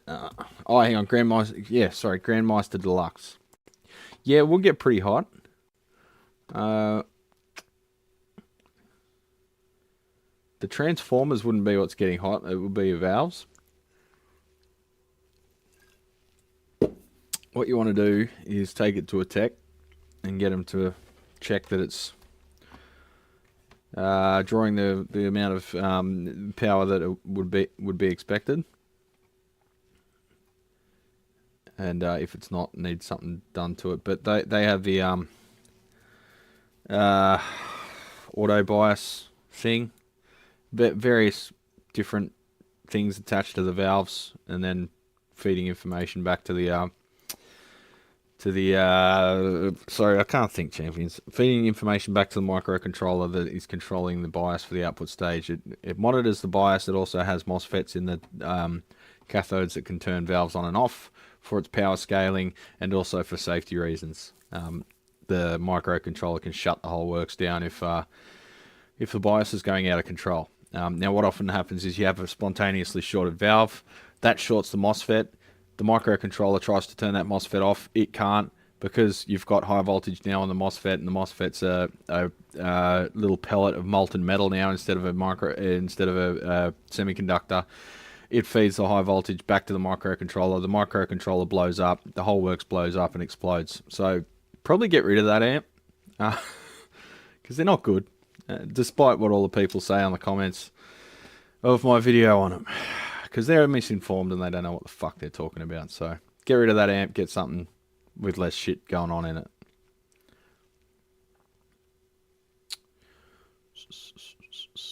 Have to go, friends. I read that in the back of my head is have to go watch Friends. I thought, hey, you're ditching me for a Friends rerun. Take it easy, Rob F. Have a good one. I have a 1963 Harmony series filament amp. Had it for 45 years. If I fix it, I guess I better put a 1-to-1 isolation transformer in it.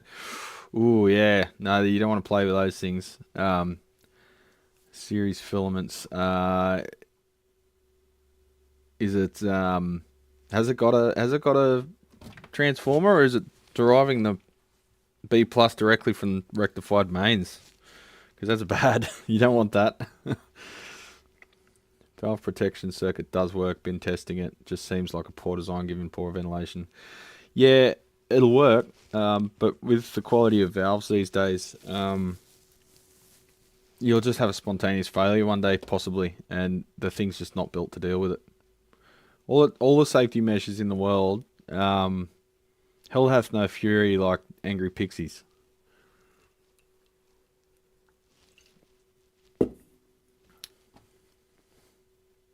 Yeah, so you think about it. You got a shorted valve, what happens? You get HT on the cathode.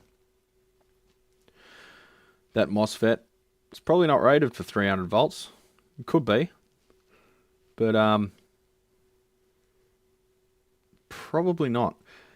And when that microcontroller is attached to its gate, and now it's a molten blob, now you've got 350 volts on your microcontroller output. So you do the maths.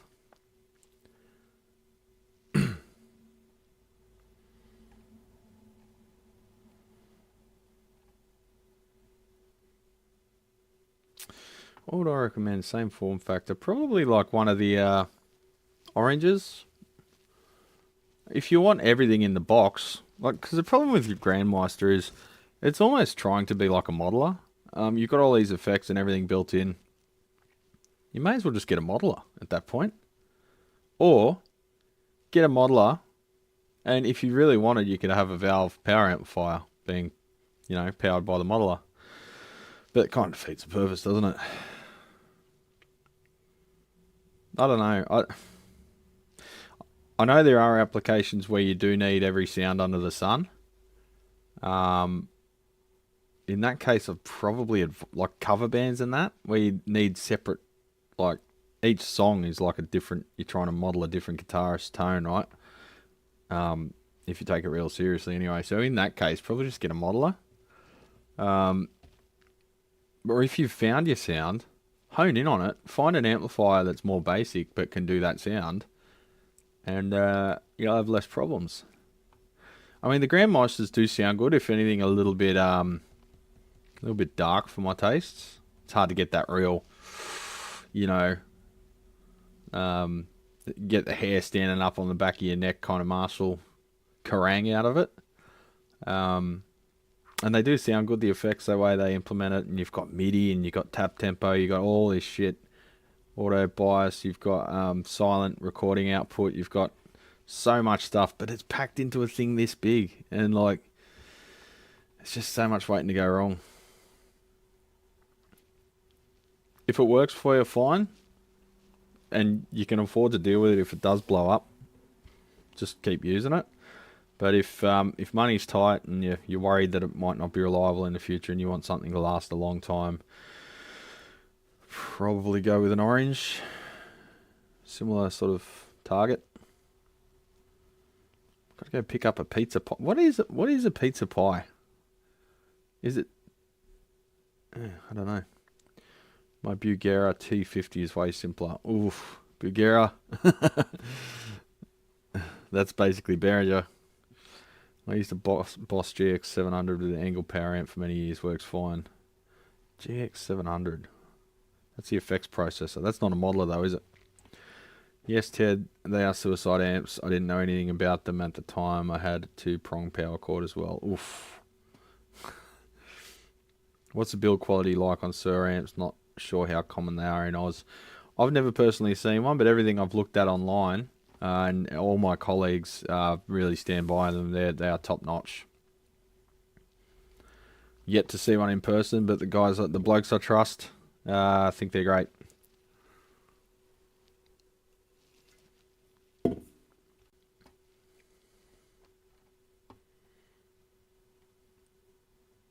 I'd love to see a Sir Bella one day and play one. Or the Corso would be a wicked amp to have at home. Shut up, Guts. It's just a pizza. Okay, I thought there was this fundamental difference. Like Chicago style or something. I don't know. I don't bloody know. I just work here.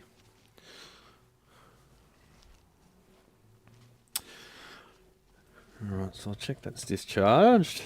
Mate, what are you doing? It's bloody midnight. Get some sleep. Maybe it is midnight everywhere on your flat earth. But here, it is 9:23 AM.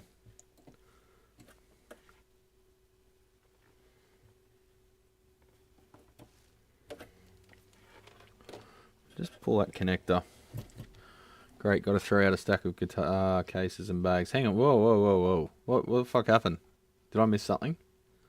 Scrolling up. Came into the shop this morning to find a bunch of water on the floor. So I'm currently stressing and trying to get everything dry as quick as I can. Fuck's sake, really? What is it with fucking Sydney and leaks?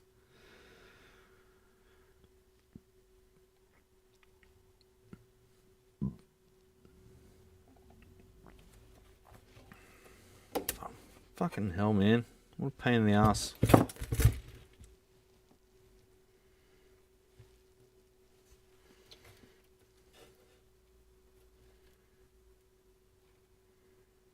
Man, what a pissy connector that thing is.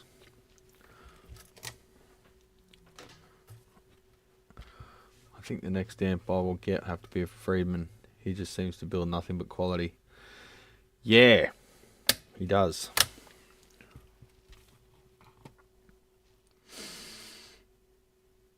Now, one of my friends sent me some information about a PRS amp. Now, I've seen some PRS amps and not impressed. But this one seems to have been designed by someone else, and it's really good. What is it? Archon? Something? The way they've designed it, I had a look at some photos, it's actually right on point. And I'm interested to see one of them. I might keep an eye out. You can see them on the second-hand market for about, oh, I don't know, $1,000, $1,200 maybe. So look at this connector. Nothing but quality, eh? Have a go at it. You can just twist the piece of shit. It's really pissy. The crimps look okay. I think we might just be dealing with a bit of surface corrosion. Connector looks okay. Maybe it just needs reseating. There is another relay there though. But when I shifted that wire around, I think it's just a low quality amp, basically. It's just a cheaply constructed amp that they charge too much for. Because Marshall, Fender, Messer, they all make shit and charge you the world for it.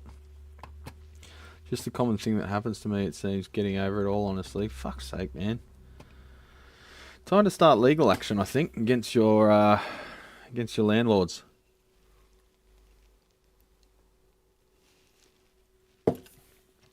Can't be fucking taking that shit bending over, mate. You got to put the fear of God into them. Yeah, Peter. Not telling you to sell it, but yeah, look, if you want something in the long term and you're worried about reliability, I'd probably suggest that's not the amp for you. I've got a video up on it showing the way it's constructed and how much it costs just to take the thing apart.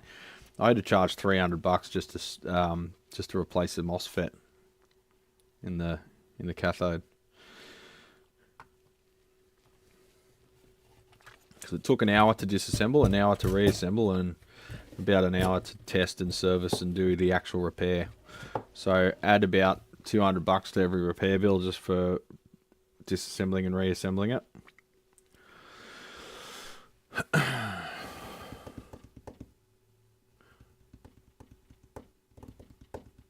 You can get legal aid 6 or taking a small claims court.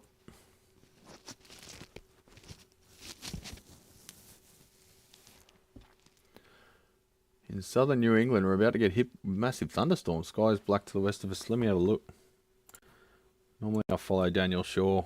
Tornado HQ. Tornado HQ.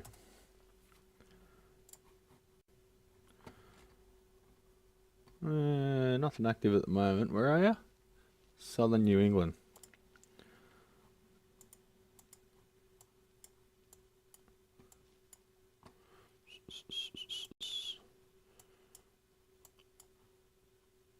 There's a big storm there.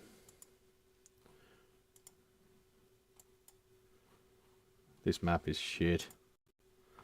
Oh, now it's full screen. Great. Where's New England? What state is that in? I know most of my American states. I bet you guys don't know Australian states. Oh, there was one headed right for Omaha. It's cancelled now. There's a whole bunch up near St. Paul.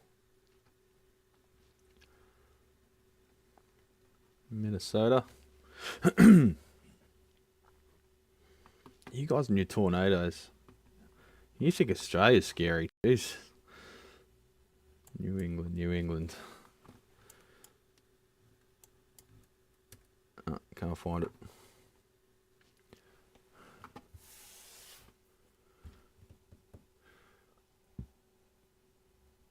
Thinking something like an angle. Yeah, angles are good. The angle screamer or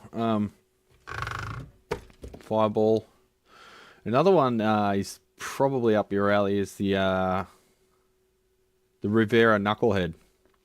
Just be aware it probably needs recapping by this point, so there's another $300 down the drain.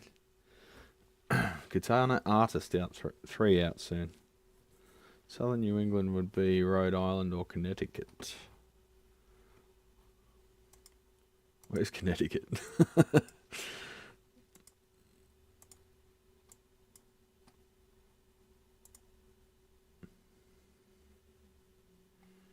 There's some big storms about to hit Nebraska. But what's new? Nebraska. It's a big storm front heading towards Amatillo.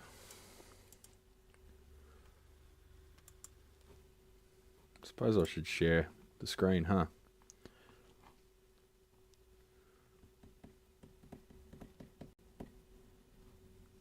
Hey Brad, I unplugged my power supply from my pedal and there was a white powder-like substance that came out. No battery in the pedal. Definitely not cocaine. It was all tang and no kicks. I'd say that unplug the power supply from a pedal. I would say that that has had a battery at some point that's leaked. Someone's pulled it out without cleaning out the shmoo. Yeah, I'd be saying, fuck you, landlords. You've set me back financially. Your fail of your roof. I'd probably get an inspector out there, pay the fee, and get them to inspect it. Get a written evidence of the place being in disrepair. This is what I'd do, and then I would approach legal counsel and say, can I have some advice on what to do here? It'd probably cost you about $400 total. And then if it does turn out it's their fault, they have to pay that. So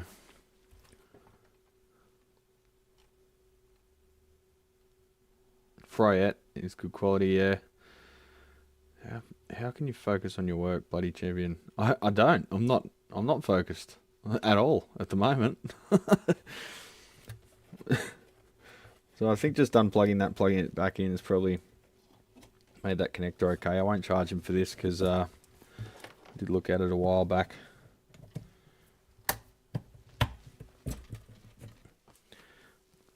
And it was the valve socket at that point in time, but maybe it wasn't. Maybe I just disturbed it while I thought I fixed it by cleaning the valve socket. Maybe it was that connector all along.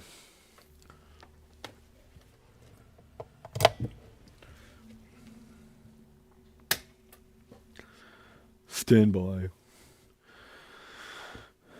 How many times have I gone through all this? Trust me, there's little I can do, plus I don't have a spare $400 right now. Can't let him get away with it, buddy.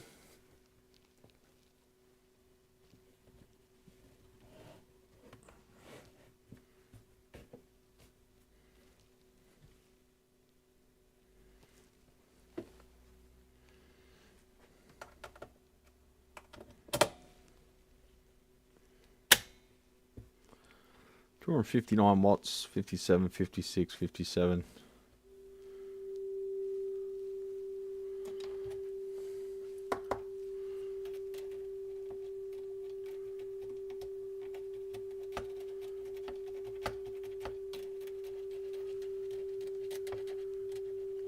Well, that's something I didn't do.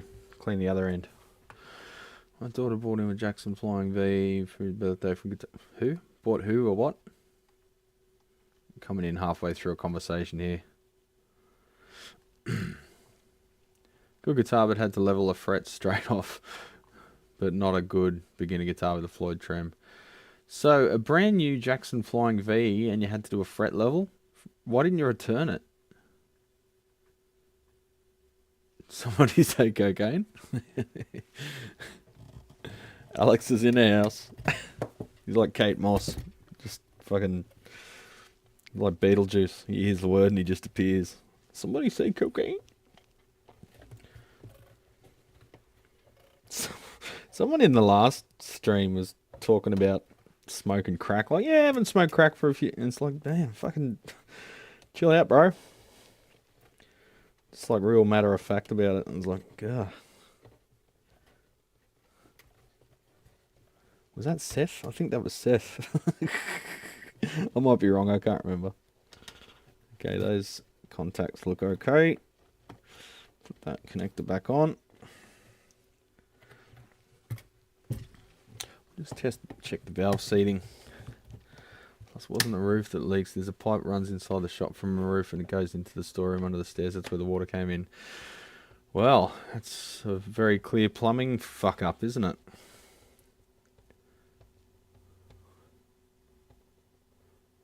JJ Kale. Yeah. No, I don't think you are, Rob. It's generally not advised.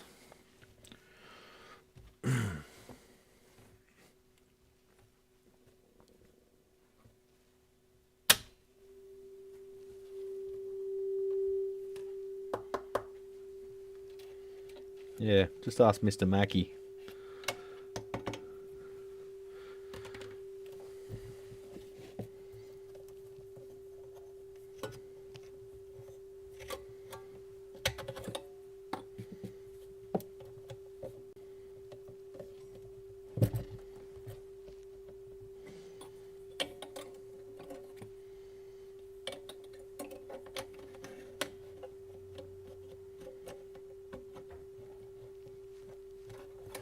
Oh, come here. This chassis is really hard to deal with.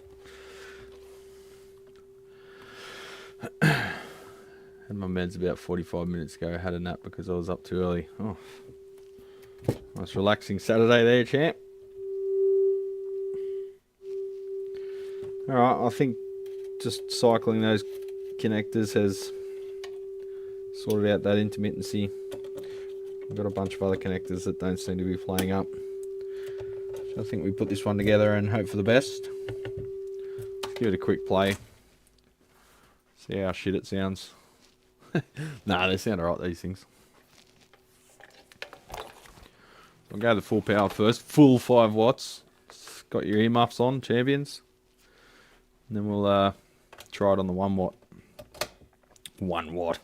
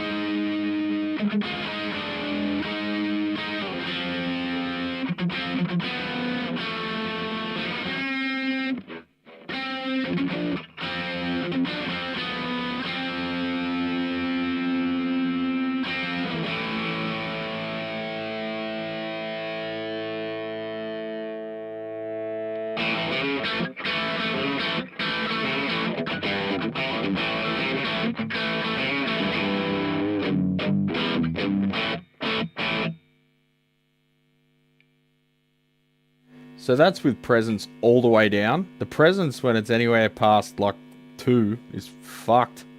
All the way up, it's really bad. It's really bright. And then when you turn the gain up, it goes super spongy and no real attack. Yeah, the presence control's out of control.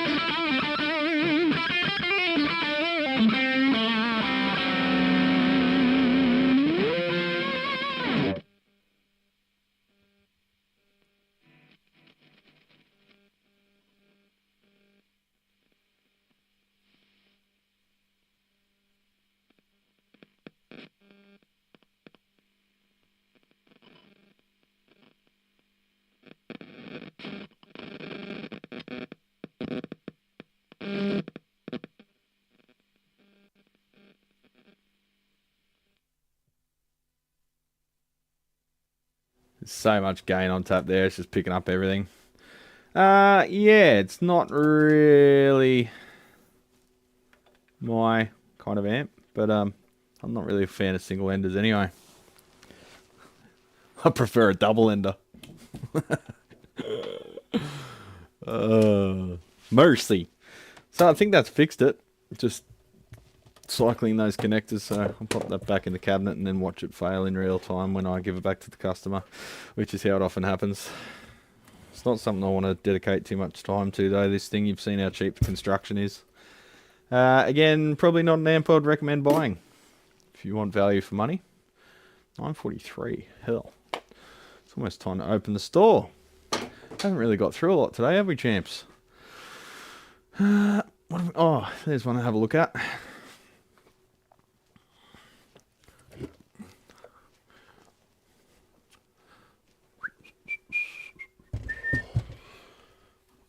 So I don't know the story behind this one or how this would occur, but it's a JMI, very poorly treated JMI AC30.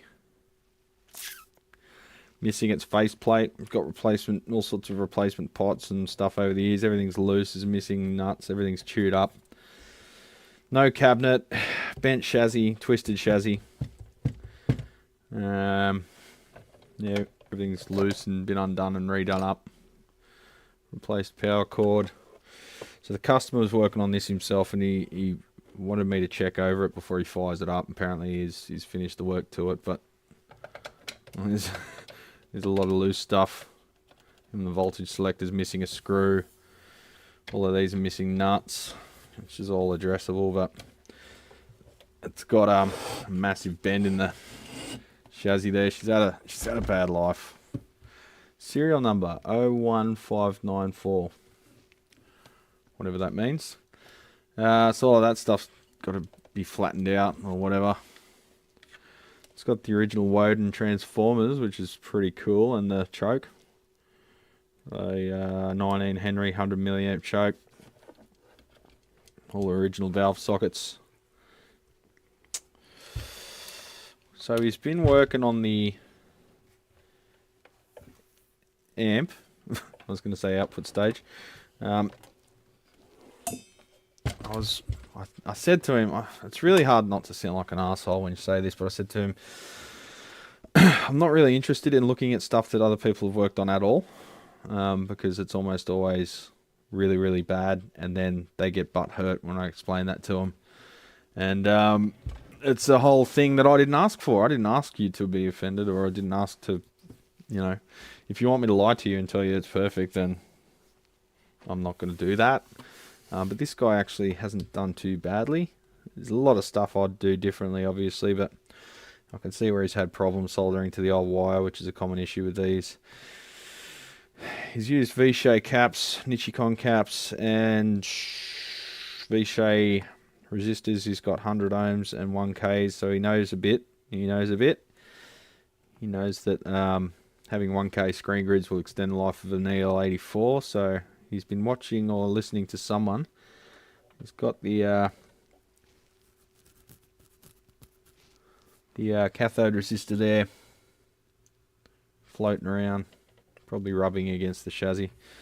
That's a Dale one. He's got backup diodes in the rectifier socket. Pardon me. Is this another barn find? Could be. I don't know the story or how this would end up without a cabinet. Ridden hard, put away wet, yeah. Looks a lot like the JMI AC50. Yeah, this is a 30 though. Brad, I've got an OT that I believe the taps aren't as per the datasheet specifies. Yellow is testing 16 ohm, not green. How often do you see windings on newly wound transformers swapped? I have got that before, Sean. Can't remember what brand it was, but the color coding was wrong. Remember, it's just a human soldering bits of wire to the end of the coil, so they can get asked about. I think one of them had a green wire on one of the HT or something like that. Like they had the wrong color code on the wrong winding, and I ohmed it out, and that showed it. But yeah, this over the years, like even like Hammond have changed their color codes on some. So if you're looking at a data sheet from a different era, they could have different color codes now, particularly with the output transformers. Generally, the power transformer color codes are pretty well universal across their range. Like red will be HT, yellow will be like the rectifier heater, green will be the 6.3 volt heater, like blue or purple will be the bias tap, that kind of thing. But every now and then you get an outlier. What have we got? Would you recommend buying a serious amplification PCB and building a 2204? His YouTube channel is lacking a bit. Would be nice to see some built up amps on there. No, he's a cockhead, eh? I'd stay away from everything he builds. Nah, just joking. Yeah, I've got one here. I've got a few here. He sent me a little care package, and I'm going to have to put some of them into practice. I'll show you right now. His PCBs are better than mine, because he's a smart boy, and I'm a dumbass. He sent me heaps. I feel like I should send him something else back. Don't know what yet.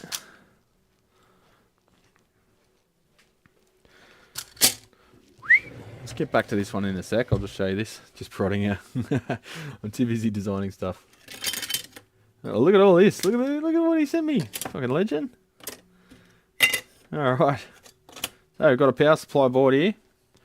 Fucking, what is that? 3 mil? Is that 3 mil? No, it's 2.5. 2.5. Something like that. 2.5, 2.6. Thick. Very, very solid. Yeah, you can clip my videos. Just can't Brad here. Can't prod Brad around here. Need to spread it around a bit. So this is his power supply board, which is awesome, and it's got shock horror. It's got heat sinks for regulators. Some manufacturers could do well to pay attention to that. Don't ask me why he's got a ground plane on a power supply board, but anyway, we won't judge him too harshly. There's his HTs using big ass caps. or radial.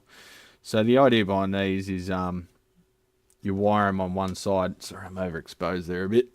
You wire them on one side, and then you can flip the board up to take the caps out over the years, right?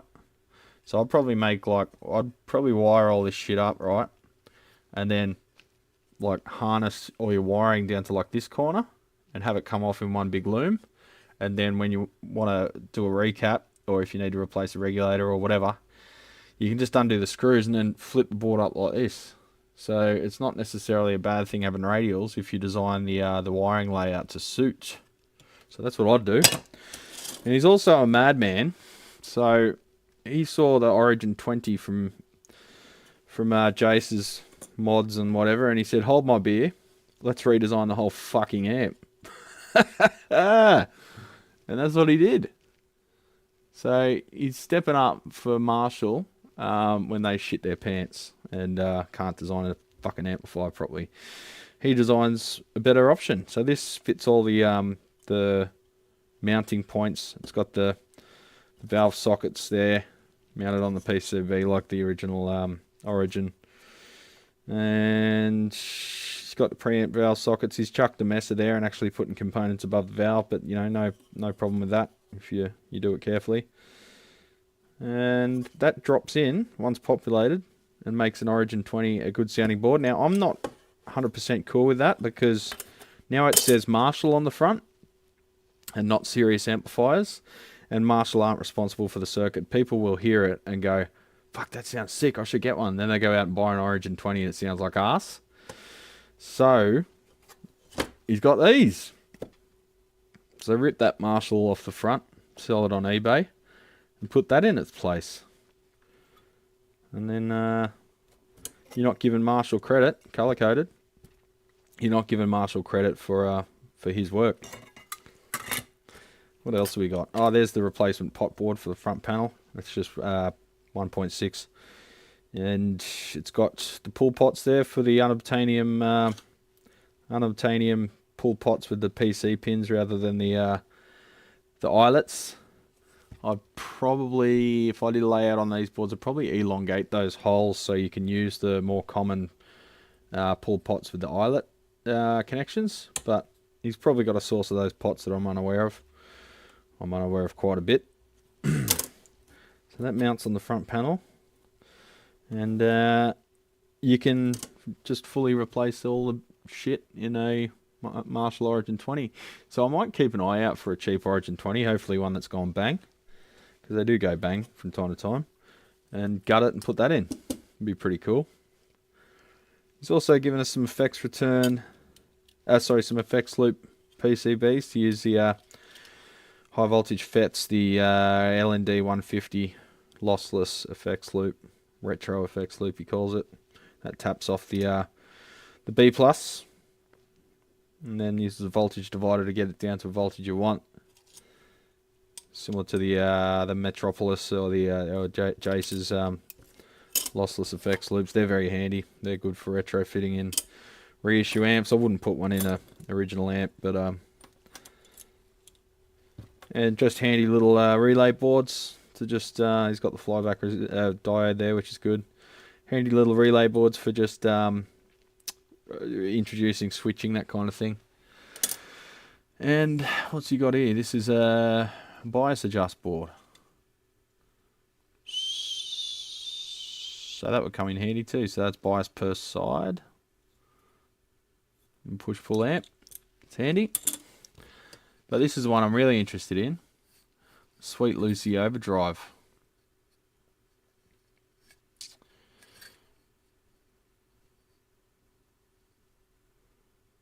Yeah, he's got a bias supply on that. He's got relay power, input. There's the, what, 1, 2, 3, 4, 5 relays. Yeah, 5 relays. And nice layout. Good margins to the HT. It's got a ground plane on there, but he's got margins to all HT lines, you can see. Nice layout. He's good at layout, the old Alex. I could learn a few lessons from that. That is really... He's only got, what? 1, 2, 3, 4, 5, 6, 7. He's only got like 7 nets on the top side. Oh, he's got a diode there. I get a bonus diode. There's like 7 nets on the top and that's it. That's talent. There's a lot going on this board, but the traces wouldn't make you think that. It's a really simple layout. Like, how do you get it so simple? It's not a multi-layer board, is it?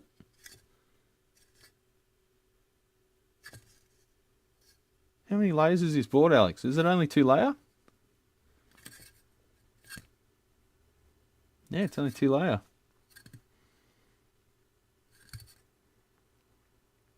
That's a really nice layout, man. Fucking, see, why can't fucking Marshall or Mesa just hire an Alex? But they just don't. They refuse to. They have these college boy fuckwits that just, passion fingers I call them. They fuck everything they touch. When you could just do layouts like this, it's beautiful, graceful, well thought out. It looks simple. It looks simpler than it actually is, which takes talent. Yeah, good work, man. I'm looking forward to doing the Sweet Lucy. I hope it doesn't sound like ass. Of course it won't. Yeah, thanks for that little package. That's awesome shit, man. Looking forward to getting my hands dirty with them. Get my hands dirty with Sweet Lucy. Better not say too much. Who's it named after? It could be his, could be his daughter or something. I don't know. I better be quiet. Or his cat. I don't know. Do you have kids, Alex? I don't even know. We didn't talk about that when we were drinking piss. Built-in SS effects loop. 2 layer. Okay. Planned obsolescence. Yeah, true, Dustin. They can't make money if they only sell you 1 amp your whole life, eh? So we've got some silicon there. We've got their solid core wire, which is terrible stuff.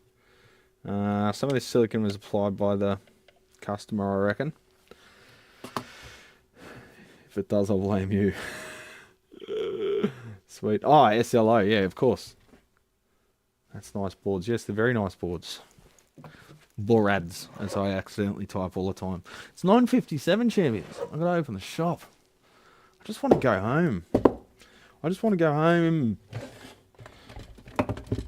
I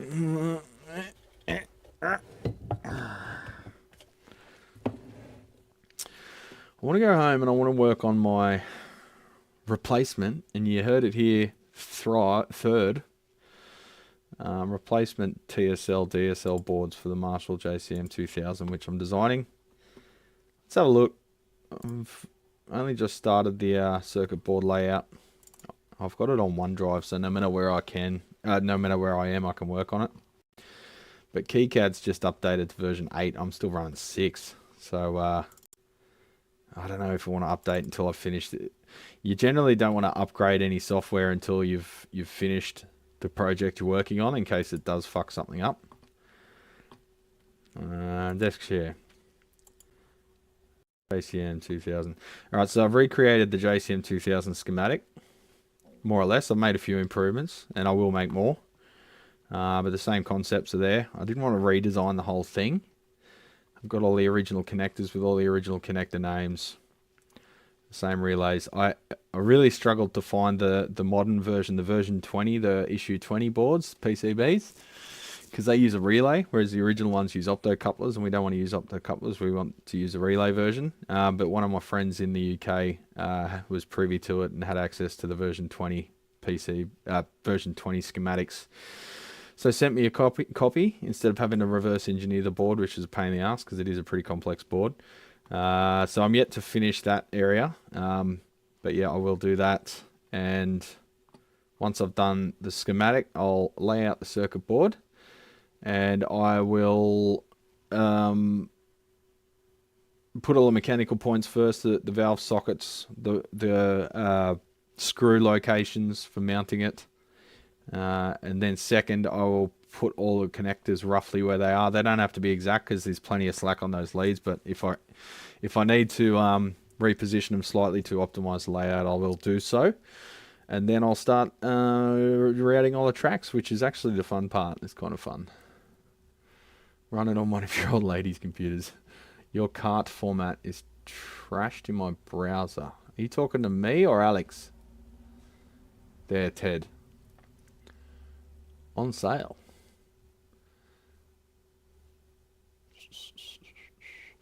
That is nice boards. I might. Do you reckon I should make a video on building Alex's amp, the Sweet Lucy? I should make a video on that and then promote it. I can help with it plenty of time. Yeah, it's partially I'm forcing myself through it though, Alex, to hone my KiCad skills. So anyway, I'm gonna do a bunch of paperwork today. I don't think I'll get a lot of work done. I've got to put a shitty Fender acoustic amp back together. I've received the Ice Power board. Let's go on it since we're on tangent time. I received an Ice Power module and they didn't charge me shipping, so I guess the shipping's included. P.S. Brad, I have 2 lappies to send to you. I don't need 2 of them, Alex. Actually, Dad was interested in one, so he'd be forever grateful if you sent one, and I could. He's still running the T430S. It's fucking ancient. It's like 2006. But the ThinkPads just don't die. The Lenovo's anyway. The real ThinkPads, not the fucking Yogas or whatever. They just don't die. The one in my garage just keeps going. But yeah, I'd really appreciate that, Alex. Thank you, mate. I need to send you some goodies or some cash, man, some monetary stuff, because you keep sending me stuff, and got to make sure you're adequately compensated, champion. We should do one of those chats like I did with Six yesterday. One day when you're just fucking around in the workshop and I'm fucking around in the workshop, give us a yell and we might hook up one of those sessions too. So Ice Power, this is a 200 watt stereo amplifier and power supply, switch mode Class D. Switch mode power supply Class D output stage. And when they go bang bang. It's got a heat spreader on the bottom. And that's making contact with all the necessary parts. It's also got some insulation in there. These go bang for no reason. And there's so many components on it, they're not repairable, and they've got, like, I think they're 4-layer PCBs, so this trace is happening in the inside of the board. Focus, you fuck. But, you know, like, right, even under the transformer, there's, like, little components hiding there. There's just this shit everywhere. You know, you slip with a screwdriver, you've just dislodged a bloody cap down there. So yeah, they're good fun. But yeah, I've got to replace that on Fender Acoustic SFX amp. Oh, come on, mate. Oh, I just want to go camera shopping. No, I'll do it online. So yeah, I've got to do that, get that out the door. I destroyed some of the pots because they were seized from moisture damage. So I've got to replace them with something that'll work with the same shaft size so I can reuse the same knobs, which is always fun on Fender shit because they're always single source manufactured items. And Fender don't sell parts anymore. I'm going to do a video on this, but Fender sent a list out, a list out to their authorized techs. And I shouldn't know this, but I do. That certain is audio fucked? What? Is my audio playing up? So they send a list out of stuff that is not repairable.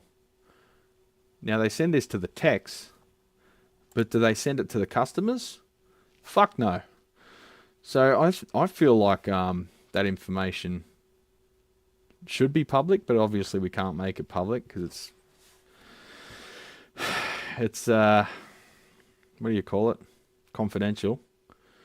But essentially Fender has a list that they distribute it to their authorised repair centres of stuff to refuse repair on.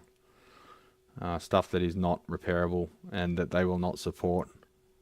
If it fails within warranty, they will replace the whole unit. If it fails outside of warranty, it goes in the bin, and Fender tell them that. So then the customers get upset at the techs for not being able to repair the stuff that Fender is telling them to throw in the bin. So, what do? They're all scum. They're scum. Oh, just tripped over an amp.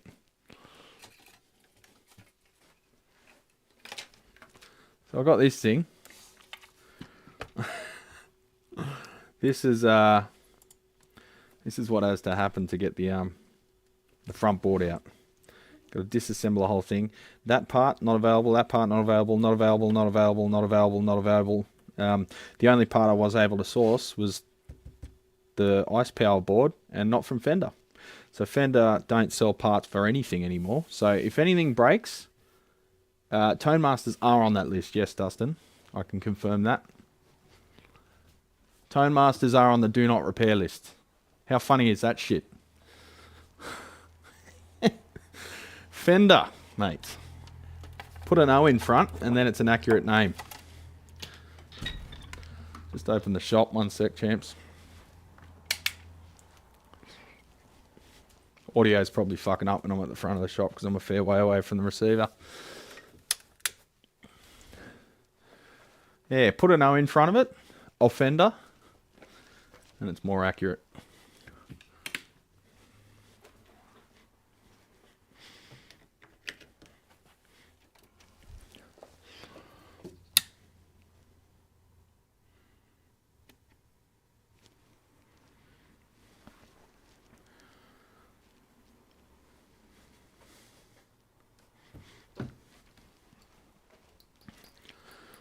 Before I open, did we want to go over the whole rigmarole that triggered my community post the other day?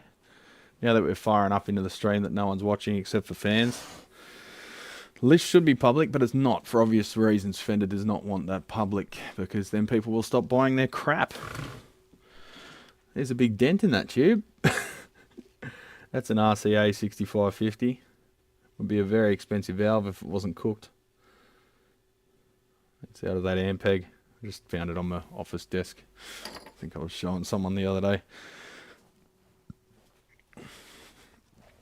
Yeah, so all the Fender solid state stuff is on that list. Every single product. Pretty much. I believe. I'll have to refresh my memory. I better not say that actually. I don't want to confirm any of that stuff, so just be aware that there is a list and they're checking it twice of who's naughty and nice, and Fender is at the top. Gila Monster. Gila. I love King Gizzard and the Lizard Wizard.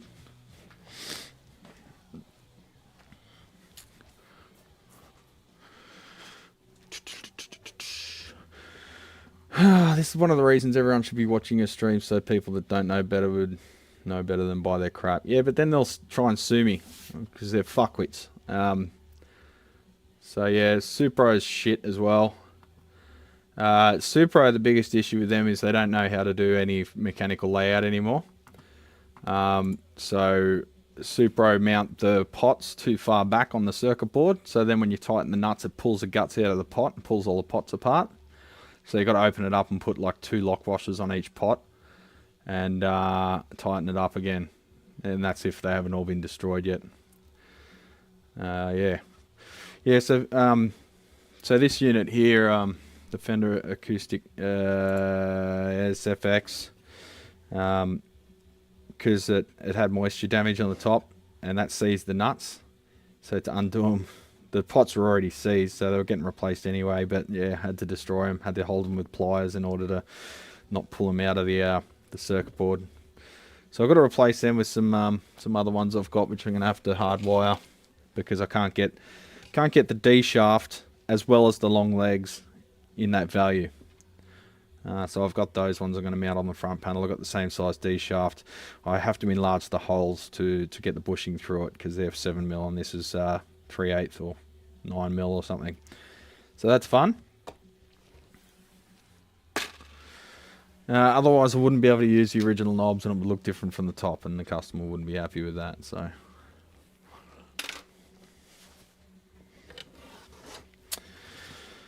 happy days, champions. So yeah, this is all just hearsay and conjecture. It's the rumors floating around, and I cannot confirm. This is the legal disclaimer. I cannot confirm or deny the existence of a list. It requires brain power. Pot mounting design. Have you checked Tater? Yes, that was the first place I checked. They've got them in 6.3mm round shaft and 6mm spline shaft, but no 6mm flattened shaft. I can't believe you just talked about my Supro Blues 8. I'm devastated. Yeah, the Hot Rods Blues Junior sellers, they just shit on customers. Yeah, they just keep doing shit that they know doesn't work, and they keep doing it over and over again because it just sells more amps to make shit amps. They're not, yeah. Yeah, but of course they're going to try and sue people that are going to affect their bottom line. That's what corporations do. They've got no obligation but to make profit. So small bear electronics are pretty good for the alpha pots, especially solid shaft pull pots. That's where you get the pull pots with the pins from. Yeah, 3/8 is about 9.5mm. Yeah, I've got a step drill for that. Yeah, Fender is just not Fender anymore, man. So don't even bother thinking about it.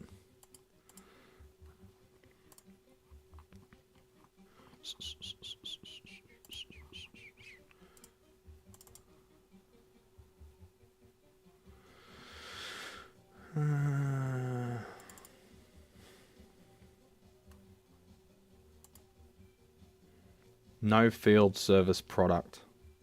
No field service product is what they allegedly do or do not call the list that may or may not exist. Funny stuff. Funny stuff, champions.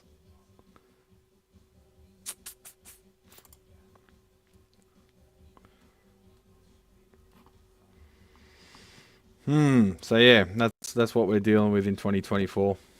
Seriously important question. Is there really good Mexican food in your town? Not in my town. There's Guzman and Gomez, which is just sort of westernized Mexican-ish food.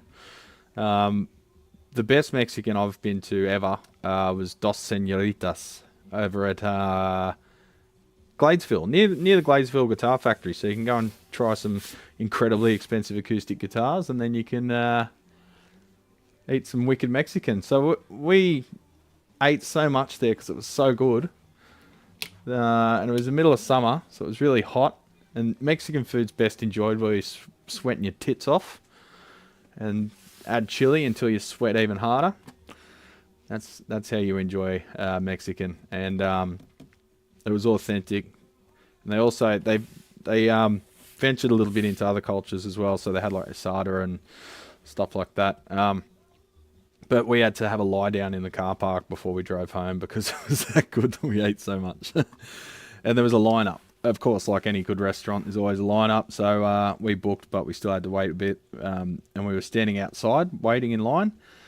And they had a donkey out there that you could sit on and put the poncho or whatever it is on and put the hat on and take a photo while you're sitting on a little donkey. And while we were standing out there waiting, they brought out, to apologise for the wait, they brought us each out a Corona to drink on the street while we were waiting, which was wicked. It was really good. Probably not legal with licensing laws, but good company, good service, fantastic food. Dos Señoritas at Gladesville.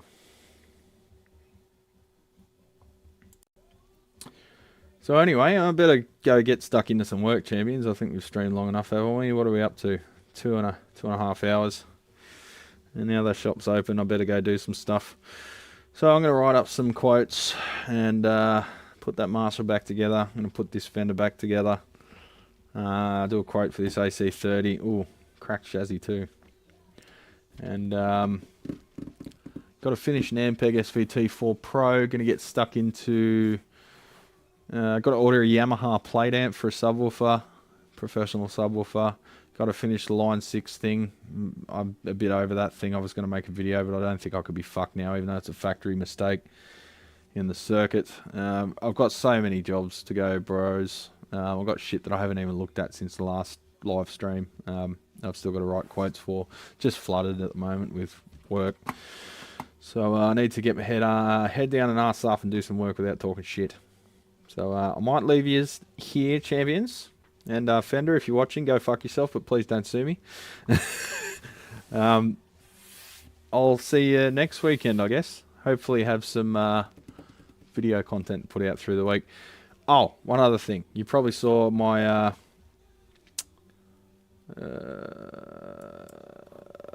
link somewhere. Did I put it up? No? I'm doing Dry July again. I know only the diehards watch the videos, but I'm going to start doing the non-alcoholic beverage reviews again because I enjoy them, and I look at the analytics. I can see the analytics, and I know that not everyone likes them. So, or you know, people actually actively dislike them. But I'm going to do it anyway because it's my channel and I can do what I want. I'll give you the link for the donations. I know you've already, if you've chucked in already for the camera thing. I might put that towards Dry July instead. I can buy my own camera, champions. It's all right. But I'll give you the link anyway for anyone that wants to donate. It means a lot. Mum's been affected by cancer recently with breast cancer, and she's just hit the official remission. Let me just copy the link. Hang on.